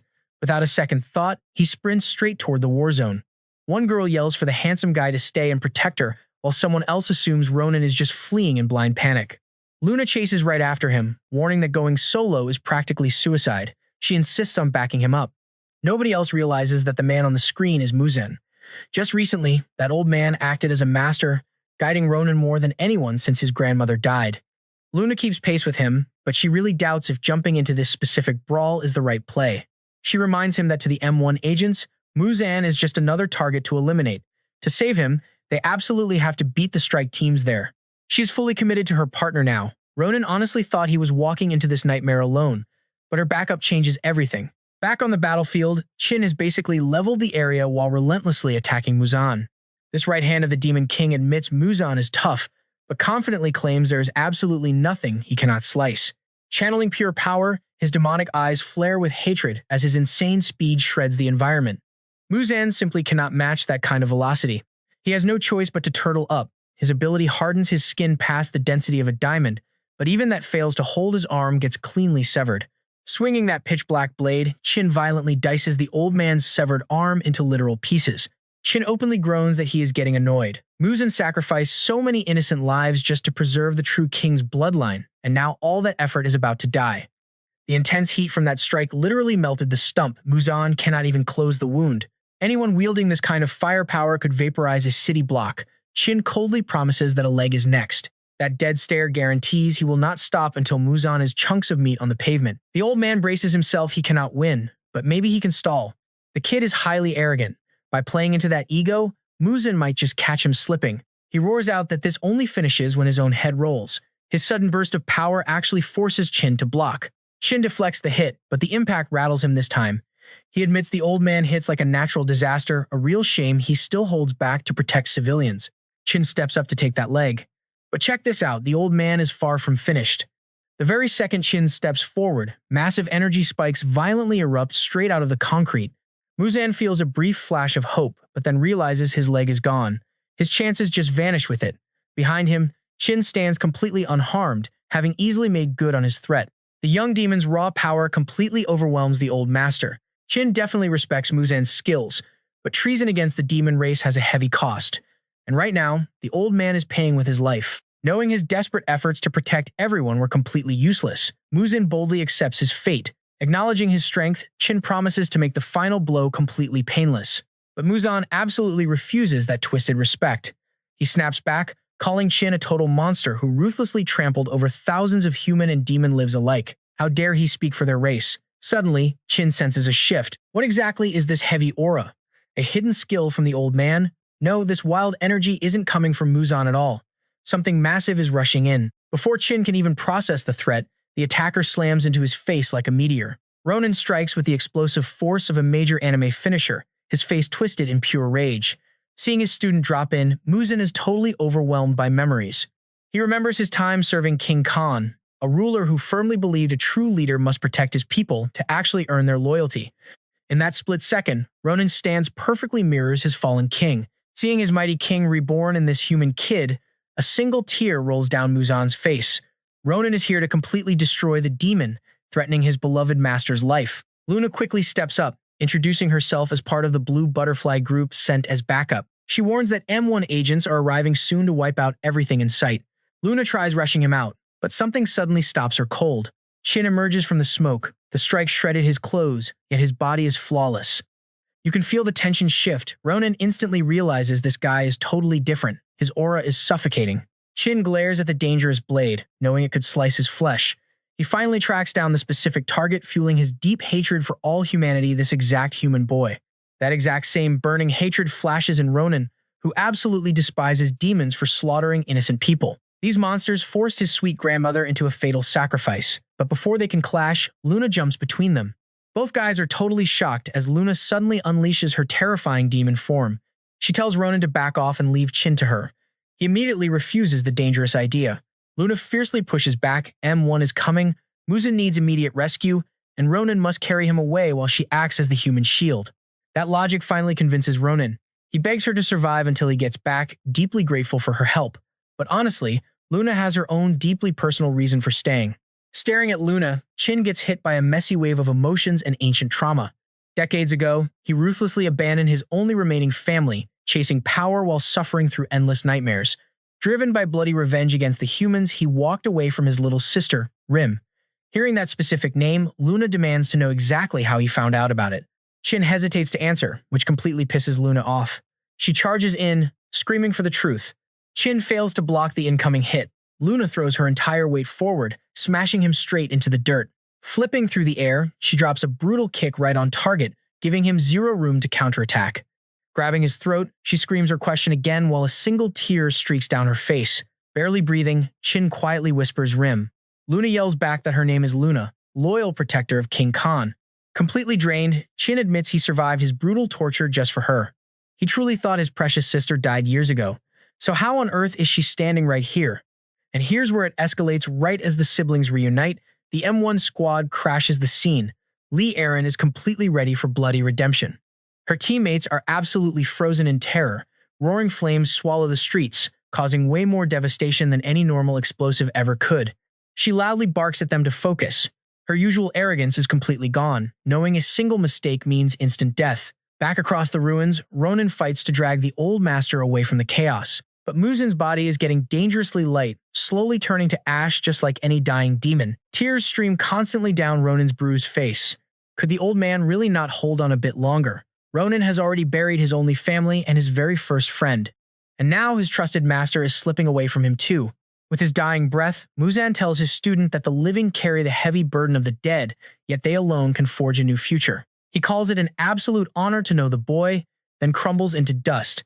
As Ronin chokes on his fresh grief, Luna violently clashes with her older brother. Shaking off her vulnerability, she proudly declares herself the ultimate defender of the mixed blood king. Qin refuses to step down, hellbent on crushing every single one of Khan's protectors. Luna aggressively mocks him, calling him a pathetic coward for sparing her life back then. She fiercely punches Qin in the jaw and breaks away. Finding her long-lost brother brings out absolutely zero mercy. Luna coldly warns him if he actually wanted his sister dead, he never should have handed over that special necklace. Luna admits it, those blue butterflies actually saved her life. Ask Chen what he is thinking, and you get pure silence. His path is lonely and soaked in blood. He refuses to leave a single person alive if they block his way, not even him. Suddenly, a violently freezing aura floods the area. Luna definitely did not expect him back this fast. That look on her partner's face says everything she dreaded. Muzin is totally gone. Now Ronin blocks Chen's path, absolutely blind with rage. He swears Chen dies today, and Chen just smirks perfect, since he came here to slaughter Ronin anyway. The fateful clash we knew was coming is finally here. Their shockwaves immediately start leveling the buildings right around them. Chen gets smashed through concrete structures like they are cheap plastic. That icy aura is terrifying, but the demon general somehow withstands the heavy impact from the true demon king's blood. His fire melts straight through the ice. Chen's hatred rivals that legendary bloodline, and right now, nobody knows if Ronin's raw power can actually beat it. Luna has no idea about Ronin's actual ceiling, figuring he outclasses any normal demon. She senses Ronin has heavier power, but Chen easily bridges the gap with sheer technique. The demon general might seriously pull off a win here. She desperately needs to intervene, but is Chen really the main threat here? Doubt clouds her mind, so she physically slaps her own face to snap out of it. Stop being stupid, she has to defend the king. Meanwhile, Chen is coldly directing the rhythm of this fight. The demon king's son throws absolute haymakers. Every single strike would obliterate Chen's body if he wasn't so fast at dodging. Evading a blow, Chen realizes Ronin is just like him, another guy who lost somebody precious. Life is just brutally unfair to everyone, right? Some twisted fate dragged them to this exact spot, and now, Chen plans to collect the ultimate price. All that bottled up hatred is about to explode. Chen finally lands a clean hit on his mortal enemy. Our hero stays confident, though something else definitely throws him off. Luna jumps into the crossfire, shouting that doing this solo is way too risky. Standard attacks are completely useless against Chen. Ronin hated admitting it, but the guy is still standing without a scratch. Luna warns him straight up, give Chen a single opening and it is lethal, but honestly, the reverse works too. If they can just land one heavy combined strike, they win. They have to team up. Will it actually work? Ronin isn't totally sure, but he decides to trust Luna anyway. As the chaos rages on, M1 agents led by Lee Aram finally arrive. They never expected to find their own M1 colleagues in this mess. Lee Aram stares in pure shock. Ronin is there, alongside an even more terrifying sight. Luna fully shifted into her demon form. Chen immediately readies his blades to block his sister's strike. Luna goes full nine-tailed fox, launching a massive blast of searing fire. The flash completely blinds Chen, trapping him in endless white space. Ronin drives a blade right through his chest, and Chen just calls it impressive. But watch this twist. The villain wanted exactly this. He triggers his demon form, grips Ronin's arm, and starts violently draining our hero's power. Luna just watches, totally helpless, barely able to deflect the stray attacks flying toward her. You simply cannot underestimate the sheer volume of energy inside the true king's son. He unleashes everything way more than Chen can actually absorb. The resulting energy pillar lights up the entire city, leaving the M1 agents completely paralyzed. Ronin's output literally tears a hole from the human world straight into the demon dimension. Hoon's demon forces have been waiting decades for this exact moment. Even his massive armies look tiny next to the violent pillar of energy ripping apart the sky. The regicide screams out that their moment is finally here. After years of waiting in the dark, the human realm is theirs. He orders the Horde to inflict every ounce of their suffering right back onto humanity. Thousands of monsters receive one simple command: wipe out every human. The M1 team just stares in absolute horror. The sky literally shatters, ripping open a massive cosmic portal right above them. This marks the official start of the invasion. A relentless flood of otherworldly demons spilling onto Earth. She spots someone sprinting across the rooftops. It has to be our guy Ronin. They have no clue how things escalated or why she looks so wrecked. Still, Lee Aram harbors a few dark suspicions she simply cannot shake. Citizens down below are just confused at first, but reality sets in fast. Their world is permanently broken. Grotesque creatures rain from the clouds, instantly mauling people in the streets. These are nightmare demons guaranteed to make tough guys break down completely. That apocalyptic chaos they dreaded is suddenly very real. The sky turns dark, bringing an early night over the war zone. Monsters flood in from every single direction, sending normal citizens straight to an early grave. It is absolute carnage across every corner of the city. The M1 leader gets a grim update. The Code 4 situation is spiraling fast. The captain immediately demands a full status report. The agents can never defeat this many monsters alone. Yet somehow, the captain does not look worried at all. He simply orders them to stick to the plan. He spent over 10 years preparing M1 for this exact moment. Meanwhile, the pink-eyed girl named Luna is left gravely injured. And right outside her house, a shadowed figure is lurking. Ronin sprints as fast as he can to grab a first aid kit. But the second he runs back into the room, he finds the steel windows completely smashed open. His girl is in serious danger. Luna is out cold, and Laram is about to make that permanent actively gathering raw power in her hand to finish the job. Ronin immediately steps in. The insanely strong guy blocks her path, but Laram is completely determined and launches an attack on him too. Ronin has no idea why she is doing this. The agent plainly states she has something to show him to clear up his confusion. Yanking back Luna's blanket, Laram reveals her absolute proof. He just needs to look. The massive wound on Luna's chest is literally turning to ash. Only absolute monsters heal like that. Laram points out that surviving a fatal hit with ashen wounds proves one thing: Luna is a monster, and all monsters need to die. Ronin tells Laram to stop being ridiculous, but her mind is totally made up. He just covers his girl back up and calmly speaks. They fought side by side for years. Why does her biology matter now? Yet Laram readies another strike at the unconscious Luna. To the agent, past friendship means nothing. If Luna is a creature, she gets the exact same death sentence. Ronin blocks her again, unleashing a terrifyingly cold aura. Our guy makes it crystal clear he is not exactly human himself. He explains that monsters are actively trying to kill him right now. His stare is colder than actual ice as he drops this truth. But if humans also turn against him, he has zero idea which side he will choose to fight on. Laram feels a sharp chill run straight down her spine as the room literally freezes. Ronin steps closer and demands her final answer. Are they enemies now? Suddenly, a frantic radio transmission confirms the city is under heavy attack, forcing Laram to call a quick truce. It totally doesn't matter what he is anymore. If they fight the same enemy, they are allies. And yeah, that applies to Luna too. Ronin stays behind to carefully clean up the ash and tend to his girl. Our hero uses every trick he has to stabilize her condition. Now the survival part is entirely up to her. Ronin throws on his classic outfit from Chapter 1 and heads straight into the war zone. The standard M1 agents are completely struggling against the massive beasts, but the elite squad members are taking them down with ease. Sia happily flexes her wild strength, but her partner's ugly face kills the vibe. They just keep wiping out demons together anyway. Meanwhile, Laram jumps straight back onto the battlefield, ready to tear through these demonic invaders. As the single strongest agent on the roster, she wipes out dozens of them in one sweep. Her sheer drive is just unreal today. But honestly, no matter how ridiculously powerful Laram is, a massive demon suddenly catches her totally off guard, opening its jaws for a quick snack. It clamps hard on her arm, the impact leaving her totally paralyzed. Then, a sudden strike instantly obliterates the monster. Ronin saves her life yet again. Seriously, this is becoming a habit. Our guy is just a relentless meat grinder against these creatures. Laram watches him fight again as he drops every single monster in sight. He demands to know Chen's location, his furious face hiding zero intentions. That awful freezing chill hits her spine again. Laram quickly reports they have absolutely zero sightings of Chen. So far, he is definitely hiding somewhere. She promises that if he just waits a second, she can back him up, but the pain in her bitten arm is just too intense. Laram realizes she has to retreat to the base for urgent healing, but something feels weird. Her fresh injury is literally leaking gray ash, exactly like Luna's did. Meanwhile, Chen peacefully watches the city burn under the demonic portal invasion. A servant rushes up to deliver a status report. The human forces are being squashed like tiny bugs. The subordinate praises Chen for finally locating the key, hyping up the massive reward the Demon King will surely give him.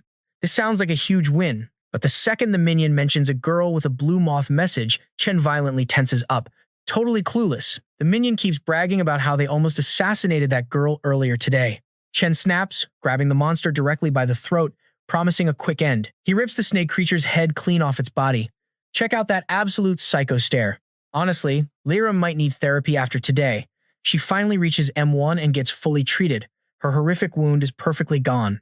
The doctor admits this is incredibly sketchy. A normal human should never regenerate tissue this fast. But hey, at least she survived. Laram is not relieved at all. Instead, she violently snatches the strange syringe right out of the doctor's hands. She aggressively demands to know exactly what is inside it. Startled, the doctor stammers, asking why the elite agent is suddenly acting like this. Laram completely ignores the question, pushing for real answers. The doctor panics, so Laram just slams her hard against the wall to force a confession. The terrified woman swears it is just standard painkillers. Laram calls her bluff, offering to inject the syringe right into the doctor's neck. The doctor instantly struggles to break free, completely exposing the obvious lie. Broken, she finally confesses it is pure monster DNA used to boost human strength. For Laram, this truth is a literal waking nightmare. Not long ago, she wanted Luna dead for being a monster. Did this mean she was exactly like her and Ronin now? The doctor aggressively defends her sick work. It supposedly helps humanity fight back against demons with zero side effects. Liram just feels completely betrayed. She poured her entire life into this place fueled by pure hatred for demons. Now, she realizes these exact people turn her into the very thing she despises. The doctor brings Liram down to the lab, a highly classified floor completely off-limits to standard agents. No more excuses. Liram only wants to see exactly how these twisted experiments are really done. Inside the hidden room, massive glass tubes hold all kinds of living, breathing monsters. Bursting with pride, the doctor admits capturing these beasts alive was incredibly brutal. This right here is her highly valuable collection. With their DNA, she plans to forge a brand new race, something far stronger than demons, yet entirely human. But for a genius, the doctor uses some incredibly stupid words. A dark new urge finally snaps awake inside Liram. Human or not, this doctor deserves the exact same brutal fate as the demons. Liram sees through the entire massive lie. They played her just to leash her power. But that stops right now. She does not even strike the doctor directly. Instead, she shatters the locks and frees every single demon. Let us see how much she loves her pets now. The woman screams in fury before a heavy claw snatches her throat. Her own creatures want to run a little experiment now, seeing how long she survives being eaten alive. Liram just watches with cold eyes. The doctor begs and thrashes, screaming that Liram cannot let monsters slaughter a human. Too bad. That desperate begging falls completely on deaf ears. Her ultimate test subject simply watches her get torn apart, then casually turns away. The woman shrieks in pure agonizing despair and nobody moves a muscle. The heavy lab door shuts tight, the jaws clamp down. Sometime later, Luna finally blinks her eyes open, fully healed. Shockingly, the girl who always hated her guts is patiently